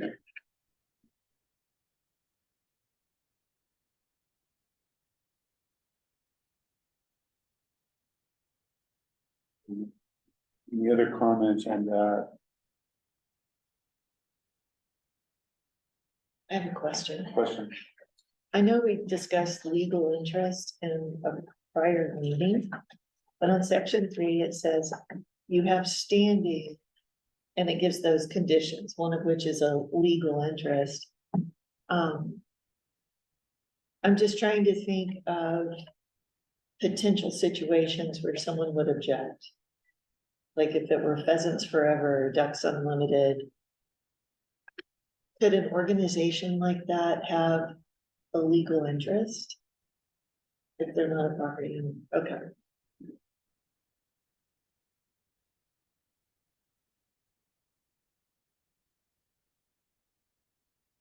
I think so, yes. I saw heads nodding over there, so. Well, they could have been falling asleep too, so. So legal interest, I'm assuming would have a fairly narrow or specific definition. But I also assume that as we move forward in time, if anyone feels like their legal interest is not represented, they'll challenge it, and the courts will define what other legal interests are. Well, I looked it up. I was just checking the definition on Google, and some of the definitions indicate an interest in the property within the state boundary. Others have a different or broader definition, and I just thought, I'm thinking wetlands. If somebody wanted to develop a large wetland complex, an organization like Ducks Unlimited, headquartered out of state, might have an interest in that. Could they have a legal interest in that? And I don't know the answer. Or, you know, fish species in the river. I don't know how that gets defined, but that was the genesis of my question.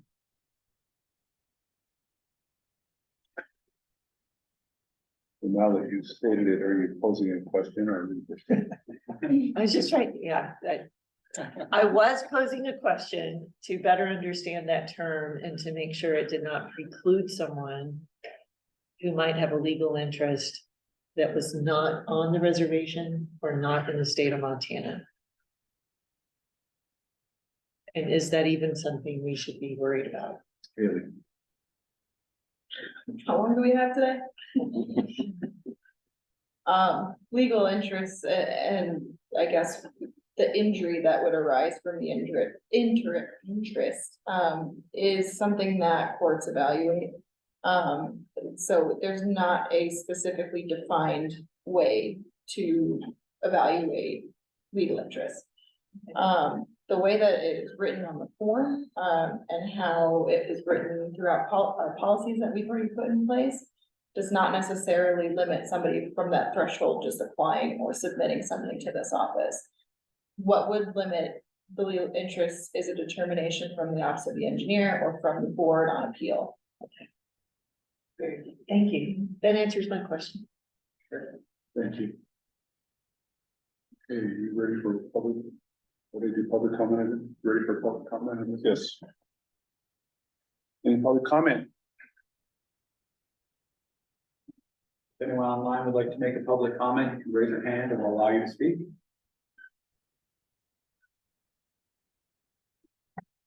Seeing no public. Okay, so, we would need a motion to approve with the suggested language change that was proposed to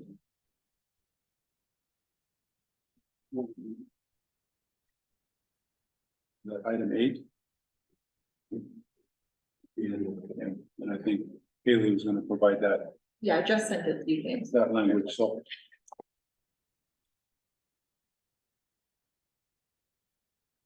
Motion, we need a motion to approve. Go ahead, you got it. I make a motion to approve, Form 611F with the, language change we discussed. Motion by Ken. Second by George, all in favor, say aye. Aye. Any opposed? Hearing none, good, thank you.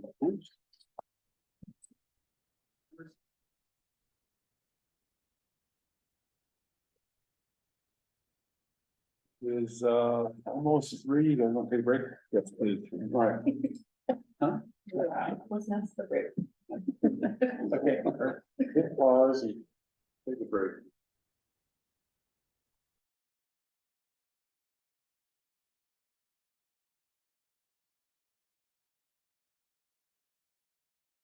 All right, welcome back. Thanks for the break. So if my agenda is correct, we're on to item number 8. And 8.1.1, and I'm told, let's see, James. Yes, so, board members, next up, we're going to enter into a working session on the WP&Ps. We're gonna start with the flathead system compact water section. And I think the right place to start would be to invite Seth Makepeace up to give his memo to those sections. I have the WP&P section pulled up for the screen that maybe will help guide the discussion. Okay, thank you. Good afternoon, board members. Hey, Seth. Welcome. I showed up at 1 and then I went and got a haircut because I knew I was going to do this. Got my eyebrows when I wasn't looking, so I've lost my source of power. Anyway, yeah, so, I didn't notice it. oh yeah, I've used those for years. Intimidate and explore. Yeah, so anyway, gotta have some fun. Yeah, so I met for about an hour on Monday with Ethan about the flathead system compact water.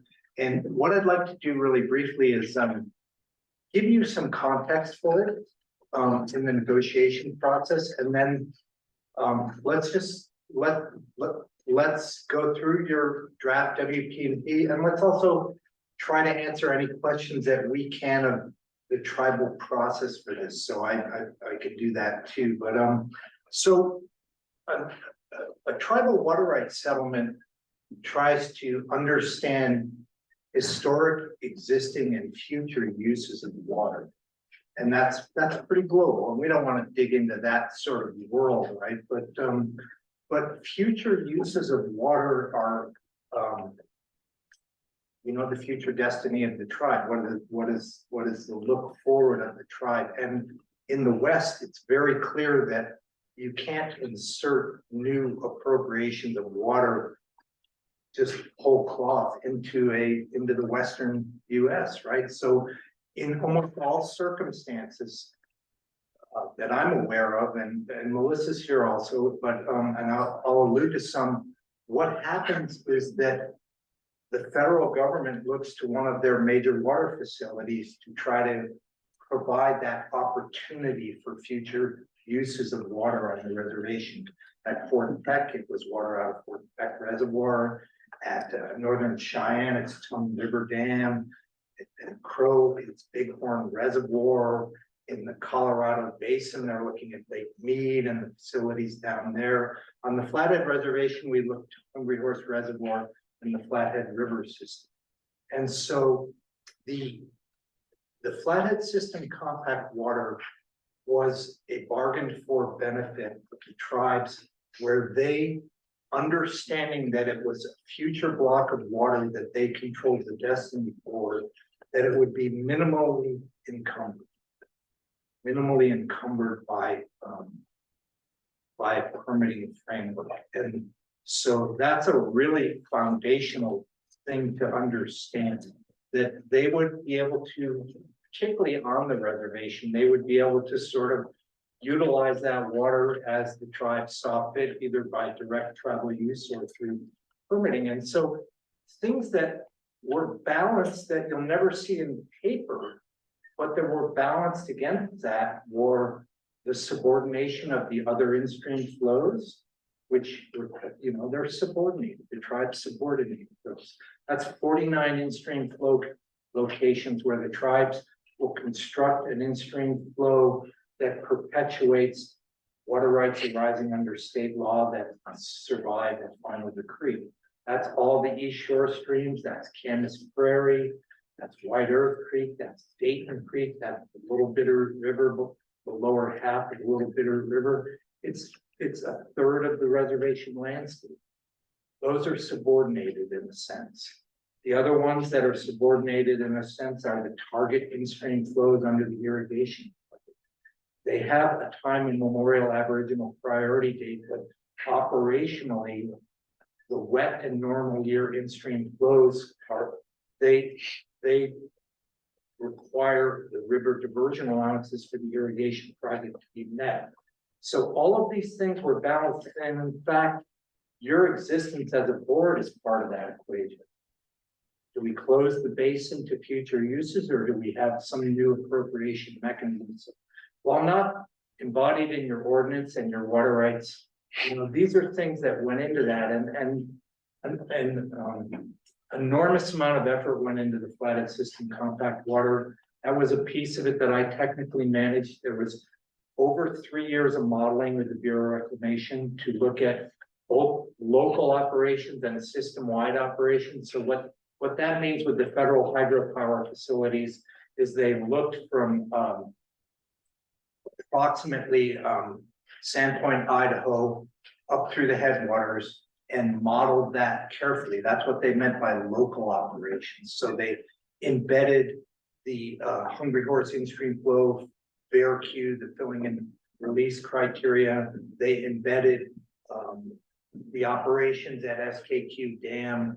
They embedded those things into that local control model.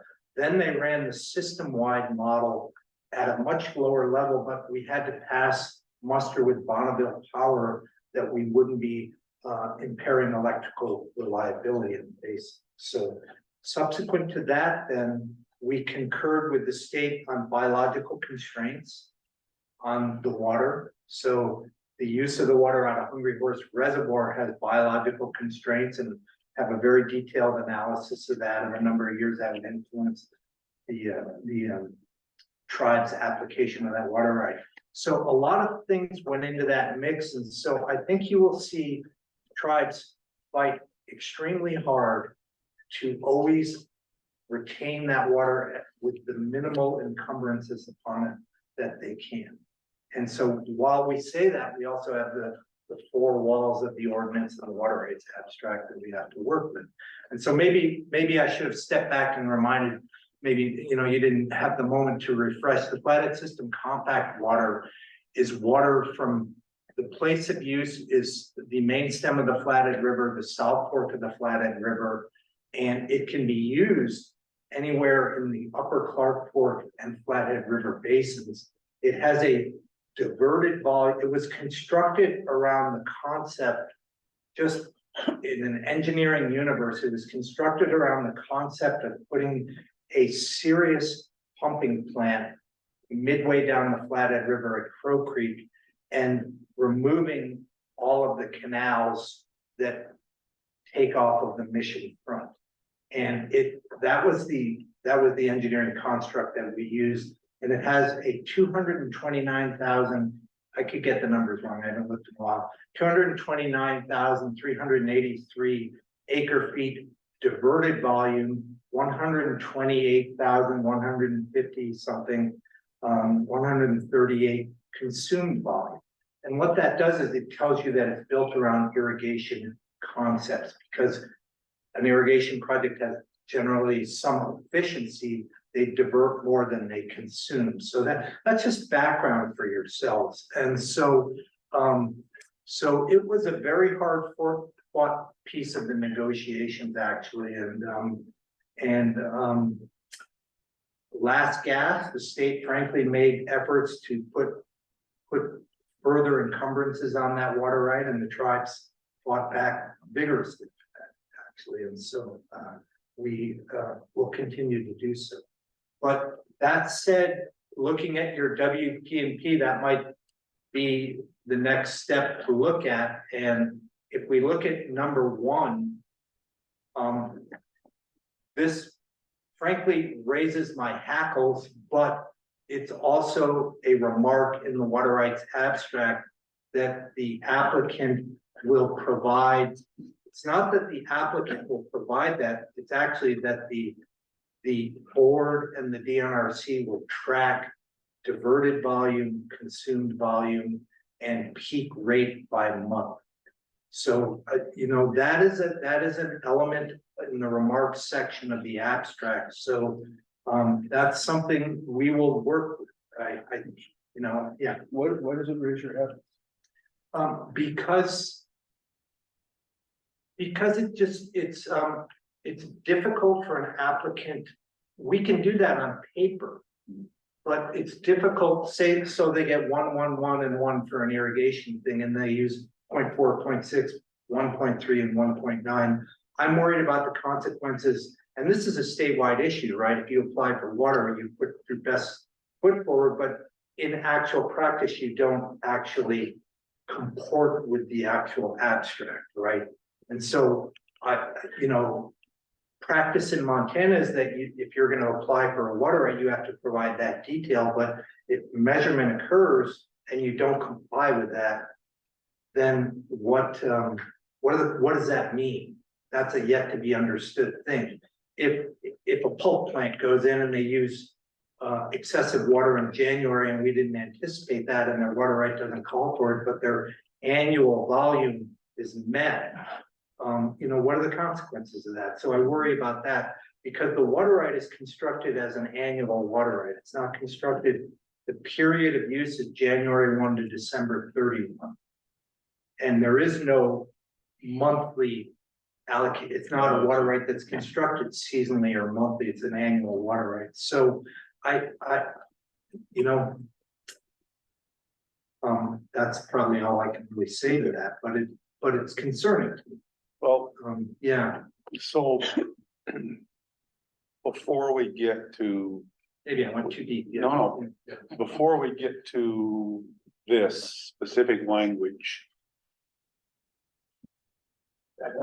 help us understand, and let me try to frame it by asking a couple of questions.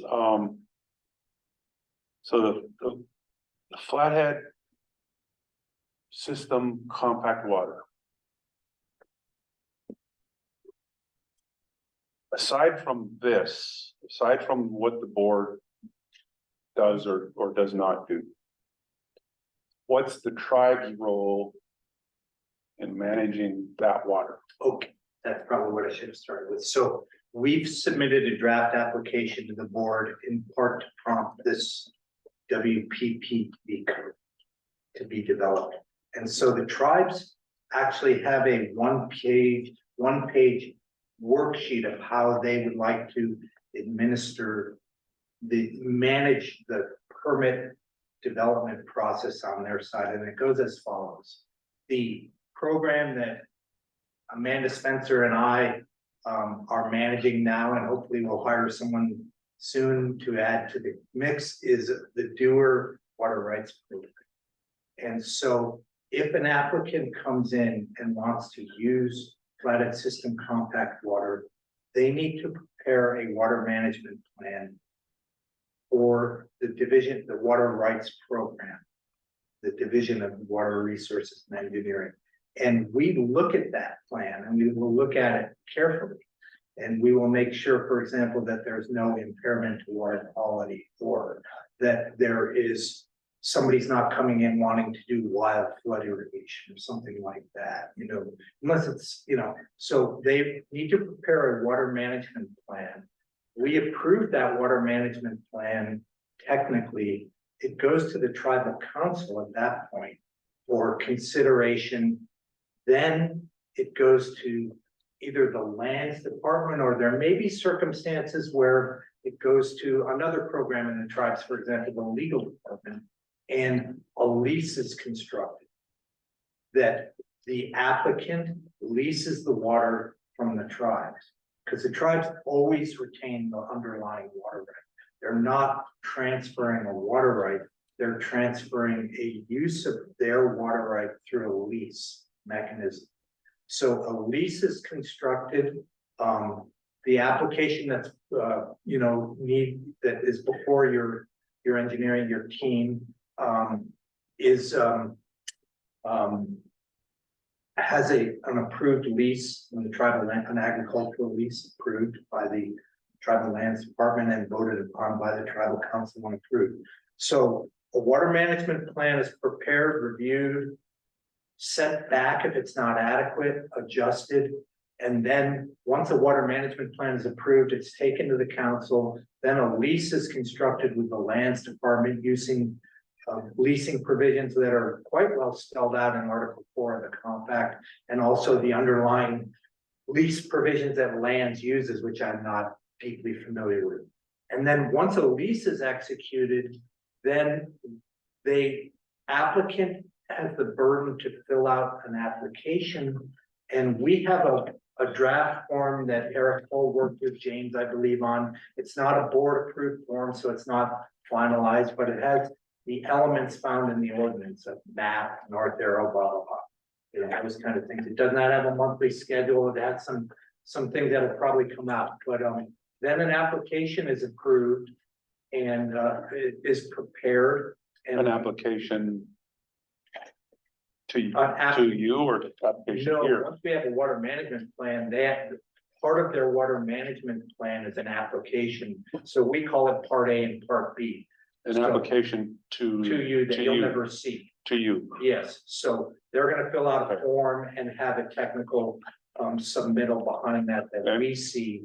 Part A of the platted system compact water form that allows us to understand and document that that they're signing it, standing behind it, that we understand their water management plan. That triggers the leasing mechanism.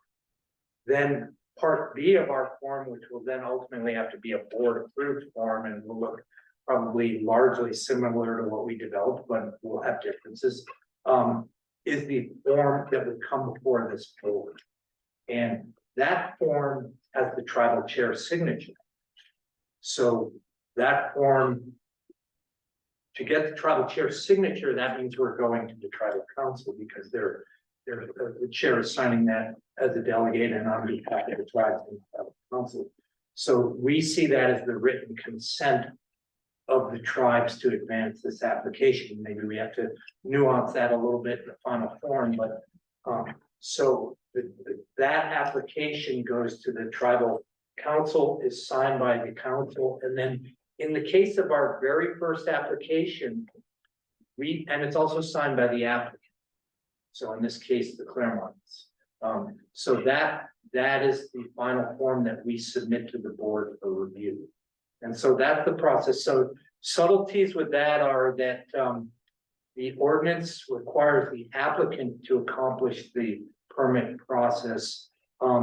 We took it upon ourselves because it's the first application and it's a tribal member working on tribal land to try to help them along. They're doing this development under an NRCS equip funding, so they have a center pivot plan and a diversion plan for this first application. That's it. We have no other applications before us. We have nobody indicating interest at this time. Okay. So that's where that's at. In addition to that, the final point I will make, the DNRC off the reservation, the board on the reservation is required under the ordinance to have a tracking tool to track the removal of that water from the overall water right. That said, the tribal division of the water rights program will also maintain an independent tracking tool. And this application also has water measurement. It has what, for example, your developmental allowances have an inline meter requirement for some form of measurement. This application has an inline meter to measure water too. And so we'll have the ability to track that applicant's water use. So hopefully that explains some of it, but that's generally the process. So applicant shows interest, develops a water management plan with a form we're going to call Part A that has basically all the elements that we need. They sign it once it's been back and forth, so to speak. Then it goes to the council so they understand what they're getting involved in. The leasing office, the tribal leasing office. Maybe the tribe as a government wants to do this and they're not leasing. So there will be bifurcation in the path there, but And then, once the lease is approved, we prepare an application, or the applicant will prepare an application to the board. And with that material, yeah. So James and Haley, so once that application gets to us, what's our role? So at that point, we would receive the application and begin an initial review for adequate and complete of the application. And if everything. Let me hit pause right there, Sure. because that's maybe where I'm being hung up. If they've already done everything they've done.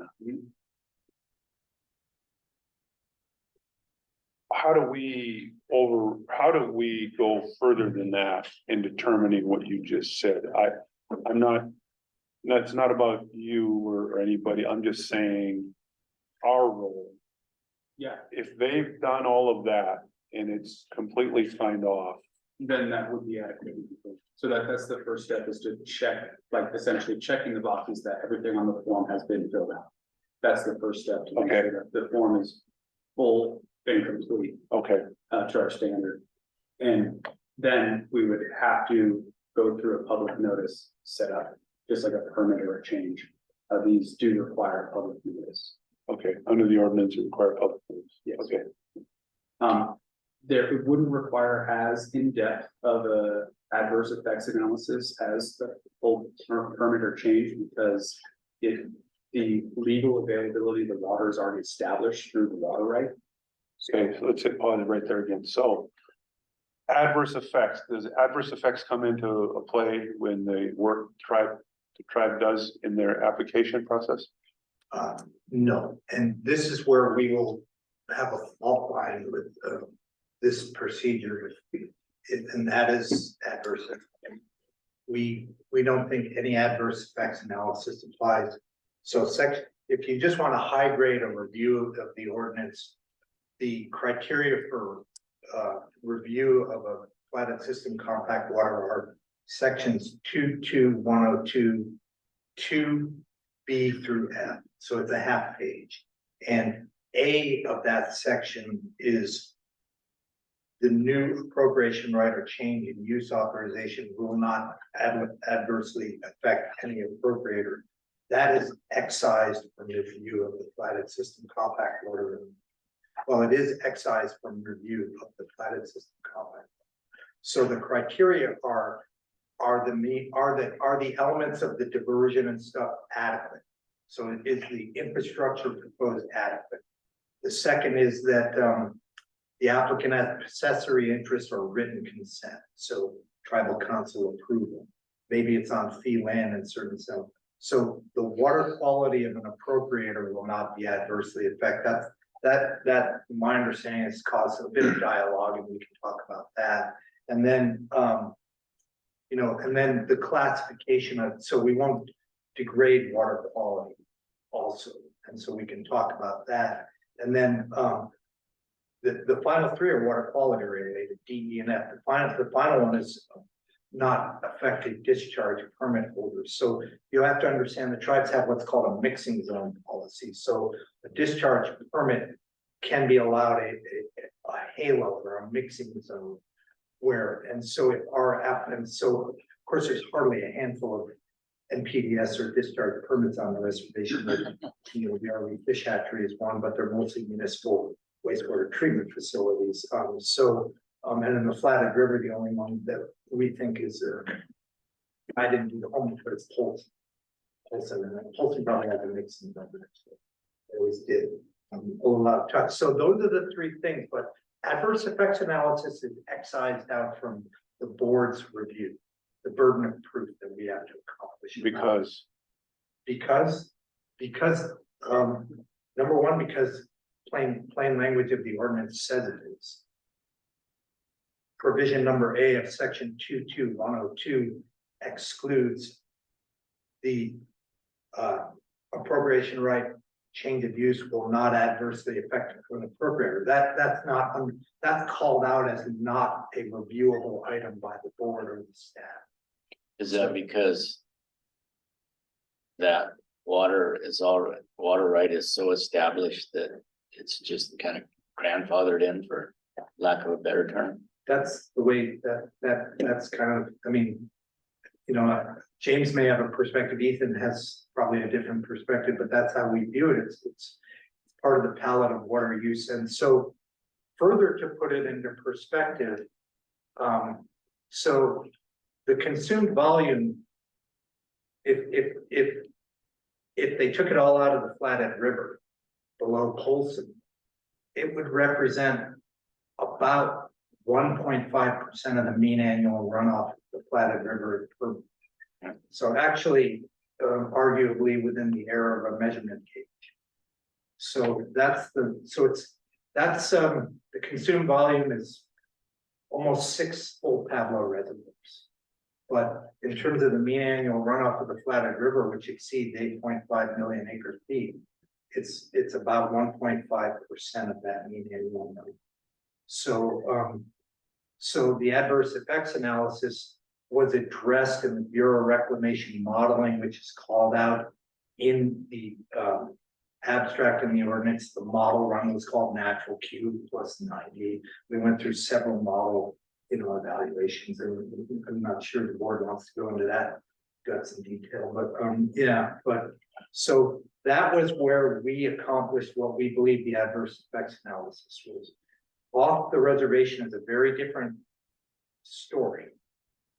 The applicant would have to go through a change of use, DNRC change of use process. So that's a very, and your role is no longer there on the reservation. So that's that. But that's why. So it almost sounds like before it even comes to us, you've got an internal water right process that's reviewed it and approved it. We hope to do, I'm not saying the application before the board is anything more than a catalyst to get this conversation going. And needs to be tuned up. And Ethan sort of sent me an email of deficiencies, font size in the NRCS draft drawings and other more substantive things. No, well, we're glad you're here so we can mesh this stuff with your stuff. Which is the reason we had the discussion we had. The language, this does not reflect the language that was there last time. This wasn't available to me when we put the application in. Well, and I don't think. and this is not complete. That's we hacked out quite a bit of stuff last time. Okay. And I'm glad we're having this because I'm not. I think we'll have a role in the product. Let's keep it where it was there. Please. Because I'm with Roger. I think what process the tribe is following to get an application approved and through to the chairman's signature, I think accomplishes probably everything we would need to accomplish upfront to begin with, which I think is your point and what I'm thinking. So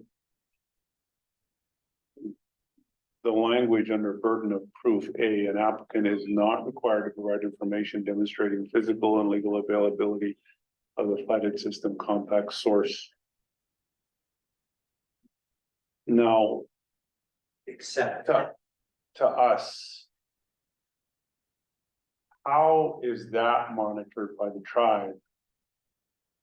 the burden of proof. Yes, Um, I'm assuming that someone's keeping an account of how much water. I mean, we may in our lifetime never get to having used all that, but let's say we're to the point where you're actually getting to the limit. All that water is being used. Somebody's monitoring that somewhere. the tribe will carefully monitor. Yeah. And Yeah, that's a water trust fund for yeah, the tribes can generate. but we need to have that number. That's the number I think. You have we're- that responsibility too. And we have worked with the DNRC to develop a system for Yeah. tracking it's monthly diverted consumed volumes and flow rates. And that's not measurements. Those are just application values. Just totals. Yeah, just totals for each month. And we do have a agreed upon spreadsheet with the DNRC that will track that. And that's about all, on that component, that's about all we need, right? For tracking? Yeah, For Yes. number one there. Yeah. Yeah, that'll be a very accurate tracking. Yeah. And for the board's benefit and the staff's benefit, we will see, I think, because the tribes don't lease forever. And in fact, our bound and 99-year leases with one renewal, we will see, let's hypothetically say we see an agricultural producer come in and really hit it hard for a decade and then the lease expires and they don't, we will retract that water back into the pool of tribal water formally and notice the board and the virus database that you've been hearing about will pull that water. You'll pull that water out of that. take it out. So we'll pull that back into the tribal pool of water. Yeah. And that's contemplated too. I'm not gonna tell you I built our little tracking spreadsheet on our side. We're gonna do that with only one pending applications for 500 gallons a minute. So 0.005 of the minimum in-stream flow in the Violet River. So that equals percentages. So the second part of that paragraph, Number two. except, no, Oh, yeah, except that an applicant must demonstrate that a conveyance from the flooded system, compact water source to the place of use will not deplete other sources or adversely affect other water users.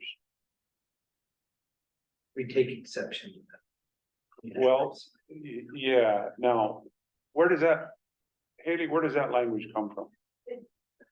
Did we just make it up? No, it's from it's from what we were talking about. I have not had a chance since our last meeting to actually go through and reorganize this entire section. Oh, okay. And so I don't think it's fitting to go through each one of these. Yes. Yeah, Just because there are things in here that are not accurate I- at all. I agree, but on that point right there, It should not be in there. yeah, yeah,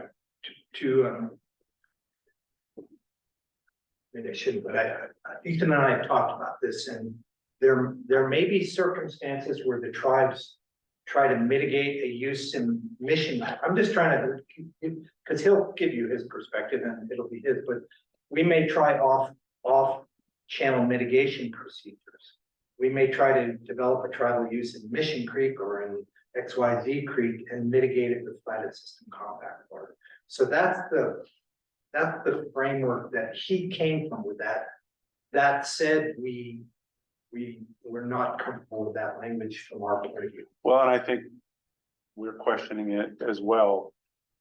So now, moving off of this, given the process you just described, that component of it, we'll do monitoring, as James described, for volume. How do we monitor that component, the second component?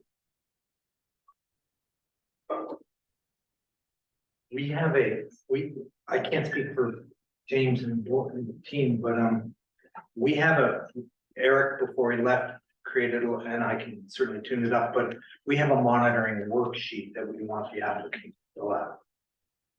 And so, and agricultural producers on the reservation are pretty freewheeling. They're not used to boundaries around them, right? So we may have to help with that, but and not just on the reservation. But Yeah, I was gonna say that. Well, let me. But we have a monitoring form.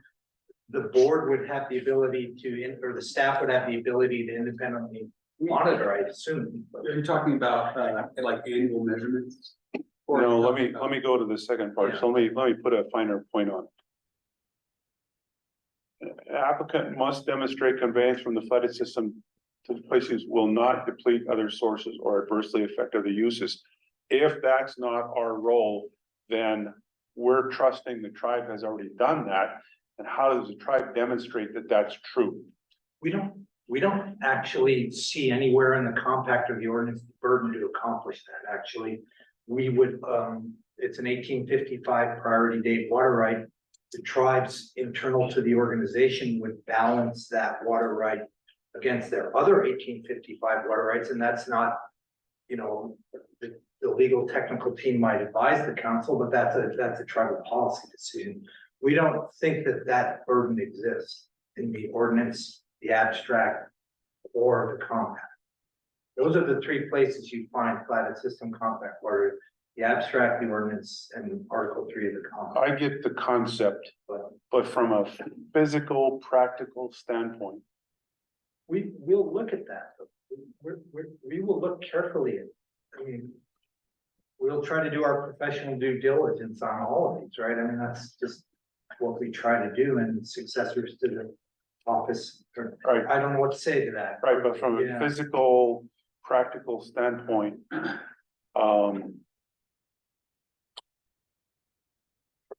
there's no circumstance where a water use would not affect another water user. I'm not saying that. I'm saying that that was one of the negotiating points, was that that water was the least encumbered water that the tribes have received, and that adverse effects analysis was extracted out of that as a tool for water rights management. That's, I think, really nice. Hold on, and let me finish, and then I'll get around. So then from a legal standpoint, if we take their application, take the applicant's application, we do our monitoring and review, and some future person decides that they're being affected, they'll still have a challenge to that. They'll still be able to challenge it if they choose. I don't know that they have grounds. Right, I mean, it would depend, that's a really broad, hypothetical, I mean, it would depend, it would have to be based on some criteria that's actually contemplated in the flood system compact water. Which deals with adverse effects is not contemplated in flathead system compact water analysis. So here's a place where it might arise, Clayton. Is we do have to demonstrate, and the application, the pre-application before the staff didn't accomplish this necessarily, but we, per the documents, we have to demonstrate that we won't impact what we call the FRWMB flows, the minimum flows below SKQ dam. And so, and if we do, what will we do about that? So there's an example that we have to do a little bit of writing around. Yeah. And the Flathead River, Columbia Falls has a minimum flow too. And so it's hard to envision influencing either of them, but the ordinance and the abstract and the compact do have that as a criteria. So So those are. I'm gonna get back to an example here for a second. Let me get questions. So you had a comment? That's okay. Okay, Ken, you had a comment? So if you get an application and you look at the application, you determine there will be an adverse on another tribal water user, what would your office do?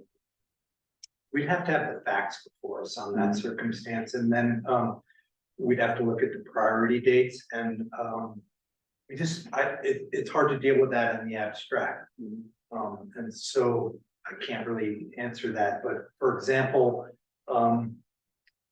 we might have an impact on a time immemorial in-stream flow. I don't know, but then I don't know the answer to that, and I don't think we can presage that. Assume to the question that I'm right, there is an adverse effect. Do you have any sort of enforcement mechanism, or would you take any action? The tribes against the tribes, One lessee against another lessee. Well, we would avoid creating that kind of circumstance, because that's just conflict that can be avoided up front, but it would really be the time immemorial in stream and protected water rights for wetlands, and we'd probably be balancing against, and that I just can't really. I don't think we can take that in the abstract. We would have to deal with that and confer with the tribal council and the legal team. I just think it's worth hypothesizing. But tribes could stay silent as an objective, and then we'll have to proceed. Shane, did you have a comment? No, I'm just tracking the conversation through the UMA, and your numbers are exactly on, so you're cutting your eyebrows hasn't affected your memory at all. But yeah, I mean, everything you're saying is tracking with UMA and no, I appreciate the discussion and to me that the 229, 383 acre feet is already in the compact, so there's roughly 128,000 of that, which is consumptive, which is likely gonna be out of the Flathead River. Or river, flatted lake, Could or the be main flat. stem. Remember, this is the balancing act. Right. There's also Hungry Horse, and 11,000 acre feet of that is already parted out to the state of Montana. Sure. So this is, I mean, lack of better words, it's a reallocation of an existing use. So the adverse effect is already accounted for in the fact that 158,000 is already accounted for in the compact. So it's already there. It's not only accounted for in the compact, it's accounted for in the F Corps is the federal hydropower facilities in the Columbia Basin. It's accounted for in their water system operations. So where I would see potential changes is if it was affecting assessed acres, that if we changed, if we start pumping out of Crow, down by Crow, for example, we don't need the fifth ditch anymore, because that pumping from Crow is changing that, then that might have a beneficiary effect that it doesn't have to take so much water from the Sealy Lake side, for example, or out of the Jocko. So there could be some collateral effect there. The other way, I think, it may save in water, or the amount of water coming out of a particular RDA somewhere else. The construct really is built around the Flathead pumping plant, which has an allowance that's greater than the historic pumping, but could be even boosted more with that water if so. Right. So it provides That's that really flexibility. the focus point though, right now. Yeah. George, did you have a comment? No, If I James? may try and, from my conversations that I've had with Ethan, maybe I can try and explain what he was thinking here. Here about the burden of proof, with the conveyance. I think what his concern is physical changes to means of conveyances. So like what is proposed in this application is a sealed pipe directly into the river. That's gonna likely have no possible adverse effect because that water is sealed. There is possibilities though of the water mixing into other conveyance systems that have other water rights associated with that system. So it would, not change the legal or physical availability through our analysis, but on the landscape, how does that water moving through that ditch system change that ditch system in a way that could potentially affect users later on? I think that's what Ethan is getting at here. And again, Haley has not had a chance to do her magic on this yet, so. But I think that goes way beyond burden of proof. Once you take the water out, it's relative to where you're taking the water out. Is there gonna be any adverse effect to anybody downstream of that point of diversion? Not once you start pumping it somewhere else. Yeah, And what you're saying is that all the modeling that was done and the system modeling that was done accounts for that. It accounts for it in the main stem Flathead River, Flathead Lake, and Hungry Horse Reservoir, but if we were to modify a canal in somewhere off the project is what I think James is alluding to. And that said, we still are very uncomfortable with that one. Yeah, I do. Makes sense.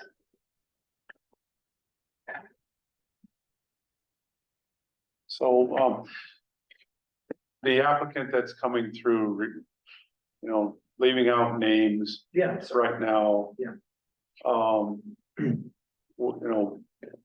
what is it and how is that gonna work through here?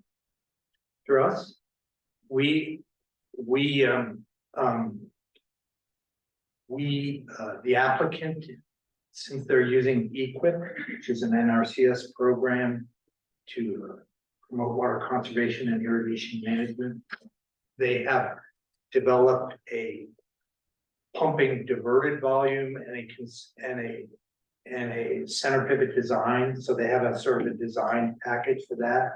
And then they have a pump design for in the river. And then we, on our own, or the applicant, but again, these applicants, we'll have to iterate it on this solution, but they would have to go to a consultant to develop a monthly schedule. And so we would probably do that for them using either the DNRC or the NRCS irrigation tool. And that we have not done yet. So, but we did provide a consumed volume based on a full alfalfa water use over Montana's climate zone. So, so we, in this particular circumstance, the applicant has come in and in good faith put before us a fair bit of information. But we need to take it a step further. They haven't made the water quality demonstration that is down further, and they haven't made a demonstration that they won't impact the federal flow levels. The 4E flows below the dam, for example, or the Flathead River from a tribal in-stream flow. So, you know, that they didn't make that demonstration and they probably don't know how to. So so we will probably, unless someone says no, take that upon ourselves on this trial run application to accomplish. So they're gonna pump out of the river, irrigate a certain number of acres. Yeah, 83. These are acres that have never been irrigated before. They're the Montana Power Company trust lands. They've been historically irrigated. And they also have FIP service, but FIP can't get water to them. And the applicant is an agricultural producer that would like to not be subject to the vagaries of delivery at the end of a canal, and also the limitations of a quota, which are about 1/3 of the alfalfa requirement actually for full irrigation. So the applicant would like to succeed as a producer, and that takes more water. How many acres? They're 83 in this particular petition. It's small, relatively small. 500 gallons a minute. So that's 1.2 CFS, 1.15. Yeah. And where would the pump be? Pump would be immediately upstream of Buffalo Bridge. And all that went to the council, and so that obviously they understand the balancing acts that go into that. And then the acreage is on which side of the river? It's on the east side of the river, on the upstream side of the bridge. There's a low flat there. In there, you drive down the hill, and the guy with the fence that, you know, is taking fencing to the extreme, the house family there. You know, and then after that, there's a flat section that's in there. He's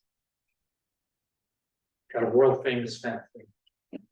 Right, well, obviously, we've got, Haley and Ethan and James will rework the language in this section and then bring it back. So we're still looking at, okay. Any other questions? No, I Or was gonna say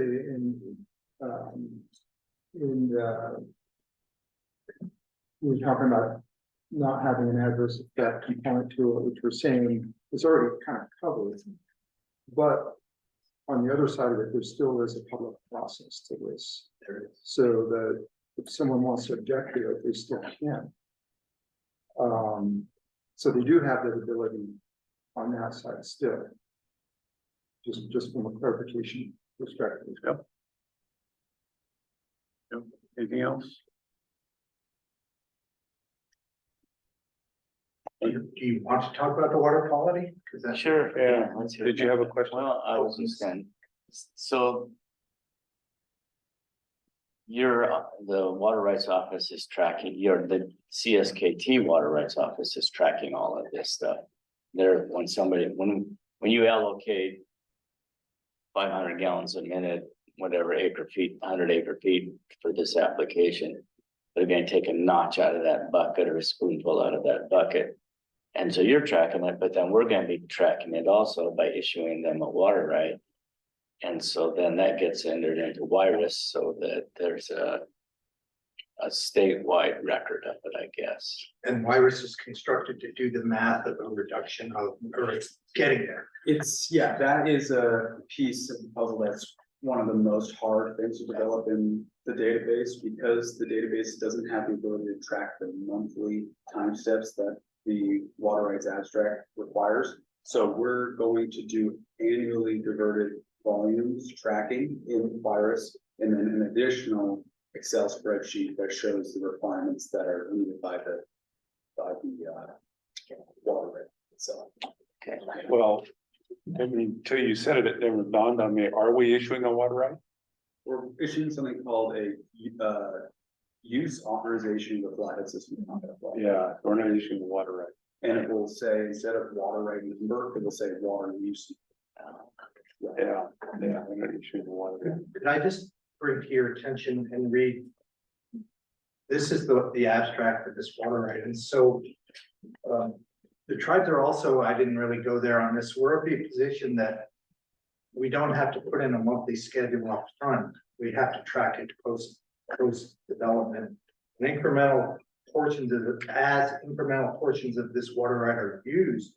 Both diverted and monthly volumes as well as max flow rates shall be accounted for in the DNRC database. So I read that to be that in the application itself, we don't have to prepare a schedule, but that we have to track it as water is used, which is quite a bit different and gets to my very first point of concern that we put forward a schedule and we have confounding circumstances we can't adhere to that.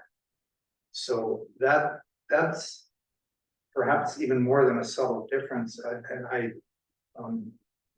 That's the way I read that remark, which is the only allusion, the only cite to a monthly schedule in the whole package of documents. I read it as after the submittal, a tracking of use. So we would be much more comfortable preparing an application that has the annual diverted and consumed volume and then reporting after the fact.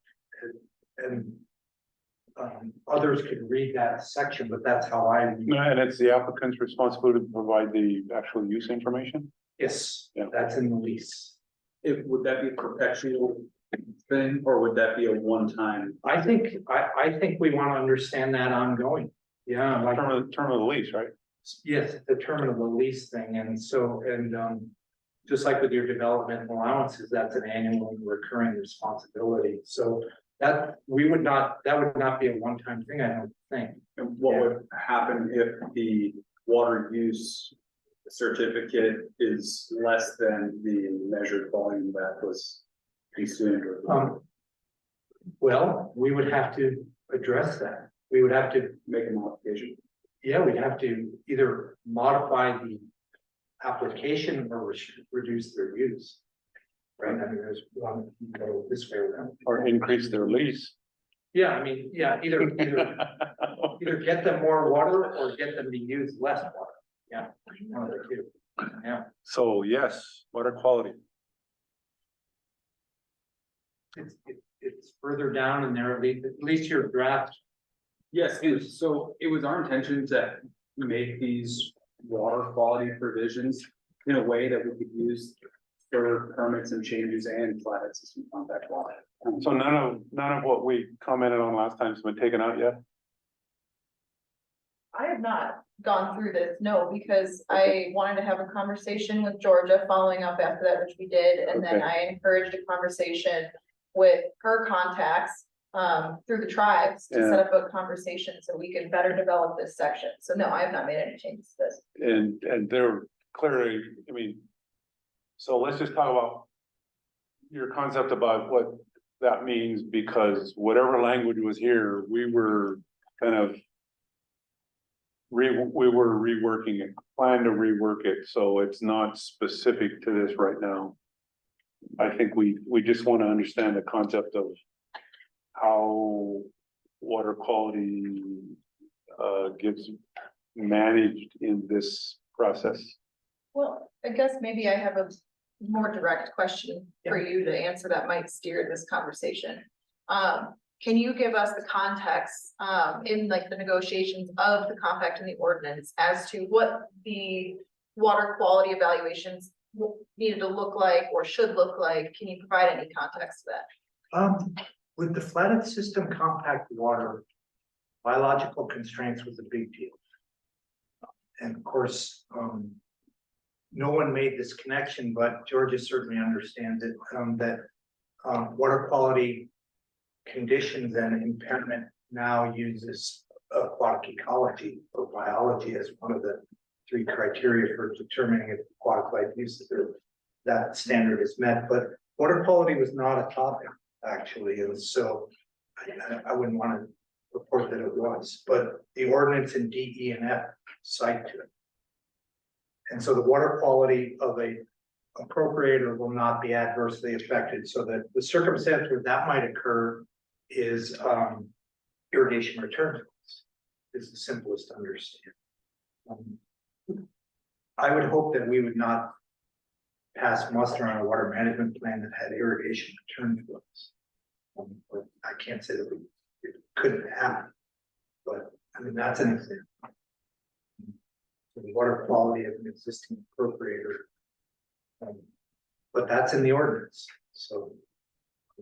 And then the next one is, the proposed use is consistent with the tribal water quality standards, and so the Flathead River is what we call a B1 water. It's partially impaired for water uses due to predominantly hydro modification from the Flathead, from the dam. It's not fully supporting the water quality standards.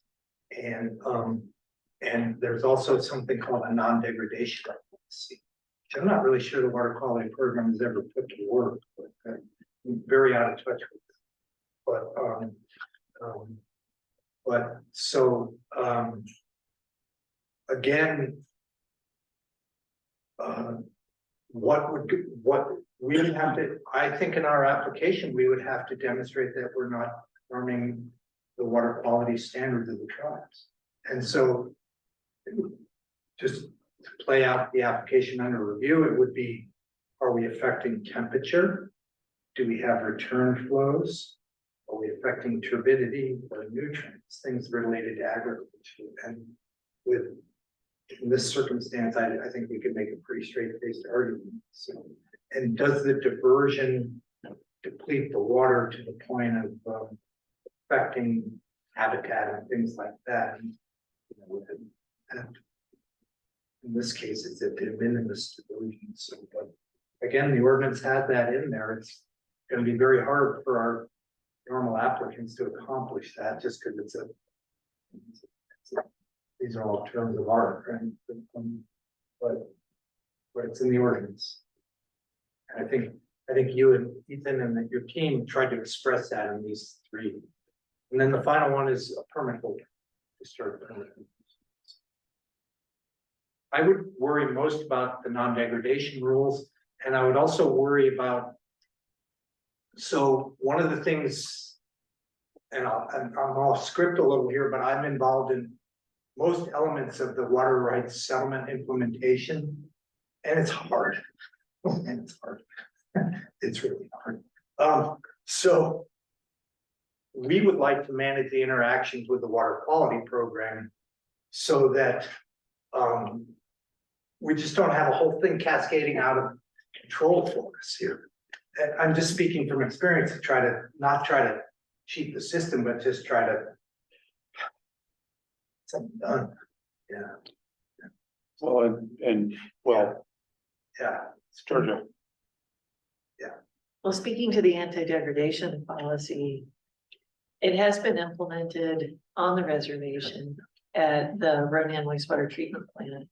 And it can involve a process called a use attainability analysis, which can get expensive. They can get very complex, and they almost always involve the EPA. So that was a really unique situation though, with a very unique use, which really has no bearing to what you would be asked to deal with a compact water permit.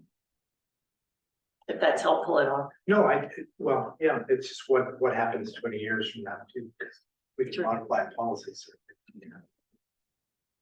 We're just trying to move these back to what I originally pointed, and trying to keep the water unencumbered. We're trying to advance these as best we can and expeditiously with minimal sideboards placed upon. And my take is that I don't think we're looking at creating anything that we don't have authority to do. One, outside the ordinance, but whatever the ordinance calls for. But if most or all of that is already addressed up front before it gets to us, I'm trying to also parse out what tribe's role is and what our role is in managing that. And I'm not wanting to see this board become also a water quality manager. I've been very encouraged by what you've shared, Seth. I think many of the things we kind of grappled with in a prior meeting, you've addressed. And to me, it sounds like it's more of an internal process that we'll never even be involved in. So is that everybody else's beat on this? That said, from my conversation with Ethan on Monday, I believe we have a responsibility, and an application or an applicant has to speak to these things. And then it's up to the engineering staff if they feel, if they smell a rat and need to talk to the water quality officer and ask us to. It's due diligence, if nothing else. Yeah, but I believe we need to comply with B through F, B through F, and so we didn't with the current application just because it was just a kickstart. But you know, we will prepare it in a format memo, and we'll require an applicant to, and that's just, I think it's going to be quite. And as we get an application, either on volume information or quality information, if we have questions about it, we should be able to go back to the applicant and or the tribe to get those questions answered. That's my. You have an adequacy, the availability to review for adequacy. Yeah. Yeah, absolutely, just like all of yours. Yeah. So if we have to go back and forth a time or two. Yes, this is just like any other water rights application. Yeah. We would just go back to the applicant. You guys would be working on this as a consultant on behalf of the applicant. That's not gonna be global, though. That's just trying to get the process Trying to get it going. Yeah. sorted out and understand where the bugs are on everybody's side. And that's what we're hoping. Because I don't think we completely understood where the tribe was at in that process, and we learned a lot more today, so we appreciate that. Sure. And we would ask you to reconsider provision A that requires upfront detailed scheduling and benchmark it against that remark in the abstract. Yeah. We read differently, actually. That's just part of your. We'll get to a revised draft and we'll take a look at that, and then you can take a look at it and let us know what you think. Yeah. Once we get all of those to a certain point, do we go to public comment with those? Or no? Okay. But we might want to provide the tribe with a look at those before we finalize them. Oh, these have to go out to public comment. Oh, yeah, I okay. misheard you. I think you said have these gone out. for No, they public haven't. comment. No, they'll go to Definitely public not. comment. So, okay. All right. Yeah. Okay. Awesome. Thank you for your Thank you. Thank you. Thank you, Seth. Seth, anything else on that, guys? Not at this time. I think best steps would be to bring this back and let Haley work on the revised draft. Okay. Where are we? So at any time here, we're at 4:25, so we got a half hour.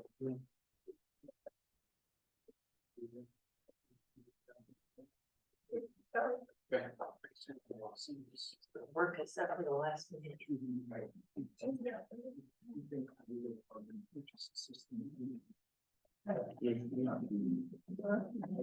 We can get another piece or two done here.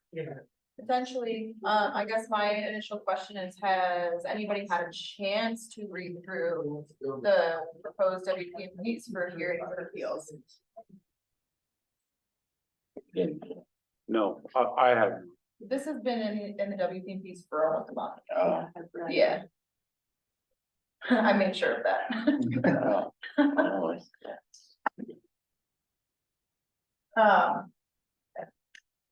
We can start to go through some of them. I mean, obviously, if you have any questions, I'm always available, so you can reach out to me if you have questions on any of these. Essentially, this section is to address any hearings or appeals before the Office of the Engineer. Just for remembering here and clarification, the board has separate policies for the appeals that will come before them. We have already addressed that and they have been approved by the board. These procedures are specifically for Office of Engineer hearings and appeals. Now, appeals, just for a refresher, it's just the action. So it's not necessarily like the board will hear an appeal, right, from the Office of the Engineer. The Office of the Engineer is technically hearing an appeal from its staff to the engineer, the designee, and so that's why that term is used, but it is not an appeal process in the way that the board's appeal process operates. So I just wanted to clarify that. It's just the action of bringing it from the staff to the engineer or the designee. So I don't want it to get confused. Yeah. So go ahead, you can read whatever sections and then if you have questions, let me know. So first of all, how many parts are there to this section? Quite a bit. And it gets meaty. Oh, boy. That's why I asked if anybody had read it. Okay, we are, I had a while back. yeah, we're not gonna get through all this in a half hour. No. So, Started. challenge, when you say it's out, so it's on we received it on a email or it's on a internal document? I don't know how Ethan disseminates documents. I think you send them out usually when there's the link for the meetings, right? Yes, yeah, for each board meeting, we have to attach most up-to-date WPs as part of the meeting materials. So I think they've gone out for the last 4 board meetings with these in it. We haven't touched these yet, We have not, no. so any of the past 4 meeting materials should have the same language and stuff. Okay, Yes. so, So I guess what I would recommend is that you send out a new version or a version of this. By email? I mean, I looked at the one I have, it quits at. It doesn't have WP&P 31, I don't even have WP&P 41. I'm wondering if Ethan sends out just the truncated version of what we're working on. We shouldn't, but I mean, because yeah, these have been in for about a month. okay, I mean, I've had these policies drafted since February. So, and I know we've needed to get to them, so, kind of with Roger, so would it help if it was just the hearings policies in a document? you're reading my mind, I'm thinking we just. So for that chunk that we were just looking at, let's just get that, Okay, I can easily do that for you. let's get that and challenge to the board, let's read them. be prepared to ask your question next time. And then the next step is they go to public comment. Yes. Okay, so we're trying to get through them enough so that we can go to public comment. That's really all we're trying to do at this point. So, all right, let's do that.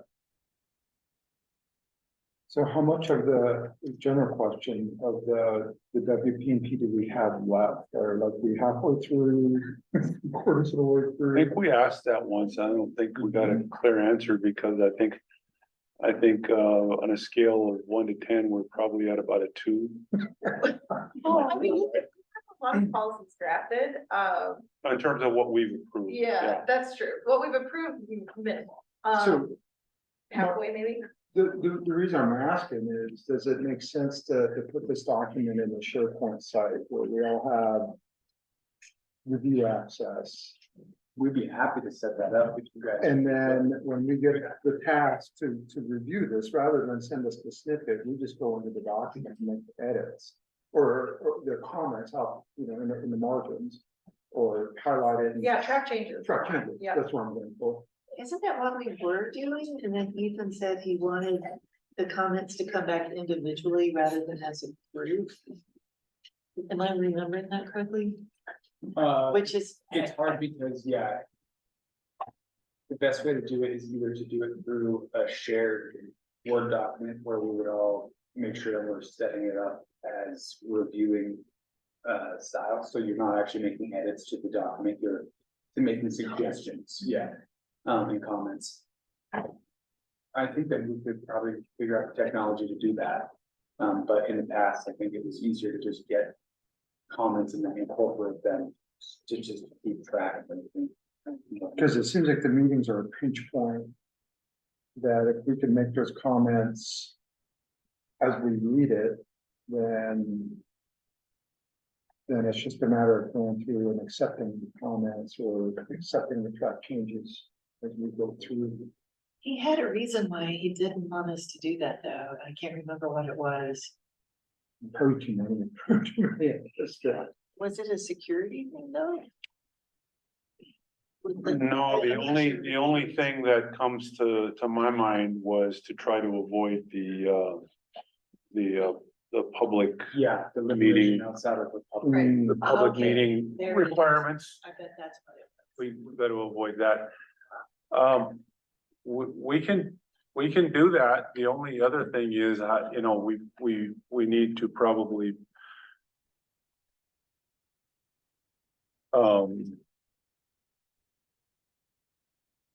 organize the order in which we go through them than when we meet. Because if we've got it all and we just say, we'll start reading it, you might be reading one section, you might be reading another, we might be all reading a different section and come in prepared to discuss. And we're not all on the same page. So that's my only concern. That's, other than that, I don't. We can make access to all of them, but we should probably say for the next meeting, decide we're gonna be ready to talk about XYZ. Even though we have access to all of it. Right. I'm just trying to think methodically, how do we get through it if we do that, that's all. Well, one way is we could pilot this idea using the OE hearings and appeals and send just that piece around. Yeah. And maybe sending it around individually to each person, and they would make their edits into that Word document through track changes. Then there is a way to combine all the track changes, if you take all of the individual documents that you sent, you can combine all those track changes into one after that. So I know in the documents I've helped edit that we're in a shared drive, and I can see like George's comments. And I go, yeah, plus this. Yeah, Yeah, exactly. we need to be able to see each other's. So we can see, It's helpful. and we would approve those here, so we still have that Yeah. process going. Is that okay, given the public meeting rules? And that's what happened Yeah. last time is we were doing that and then Ethan thought that posed a problem. And so we couldn't do that. And now we're limited to doing comments during the meeting, which you're right. We get bottlenecked, don't Yeah. we? So I don't know what the solution is.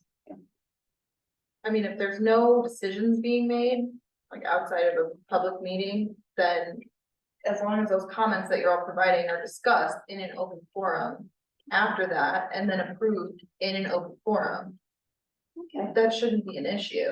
okay. The only problem is security. I mean, like Google Drive, right, that offers like Google Docs, you can do shared discussions on that. That's not secure, at all. We'd have to set up a secure SharePoint site, right? And everyone would have to use this is 365. And still, Security was an issue. as we work on that, as you work on that, solution for us, let's get this out so that we can target that and get on with it. We'll get homework. Yeah. Are all of you able to access the 365 account that you have set up through FRWMB? Yeah, I'm just trying to think through this right now, which, I think you got 5 question mark faces. yeah. I'm gonna say, I don't know. You Maybe, can check your email, right? You Yeah. can check your board email. yeah. How many of you are using your own laptop? Just you two, and you two have board laptops. Yeah. Okay. It might be easier for. Well, you don't have board laptop. It might be easier for you two. I'll figure this out and we'll figure out a good way to do this. But in the meantime, we'll get that. Yes. Yes, Okay, all I'll right. provide that to you, and then please provide comments back to me, so I can make those changes and provide them. to the All right. office. Oh, let's go. I will put timelines on you all. All right, we are at public comment. Any public comments? If there's no public here personally, any public comment online? Yeah, if anyone would like to make a public comment, you can do so by raising your hand and we'll allow you to speak.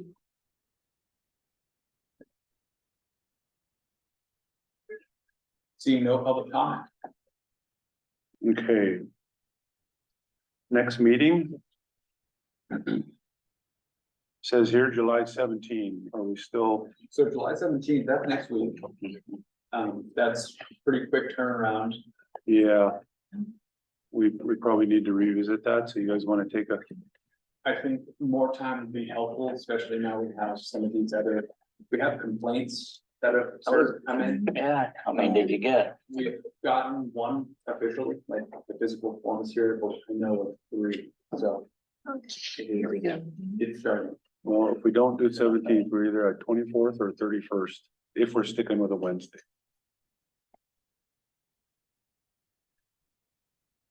I go nowhere, I do nothing. I'm available all the time. I have trouble with 31st, but I'm available the 24th. Either day's fine with me. Roger had a big sigh. Trying to get into my Roger has calendar. one. Oh, all right. You good? 24th is good for me.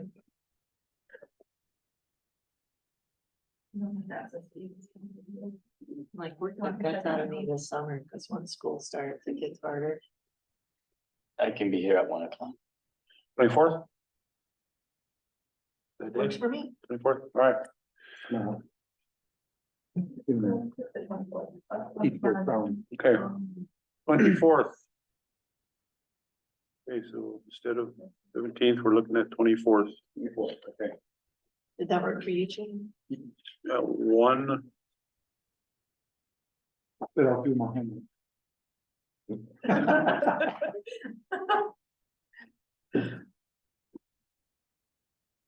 final comment, Shane. And George, Roger, motion to adjourn. Motion by Ken, Some second. second by Rod. Nobody wants to second. All in favor, say aye. We are adjourned. Thank you, thank you, thank you. Oh, excuse me, that was usually the inferno.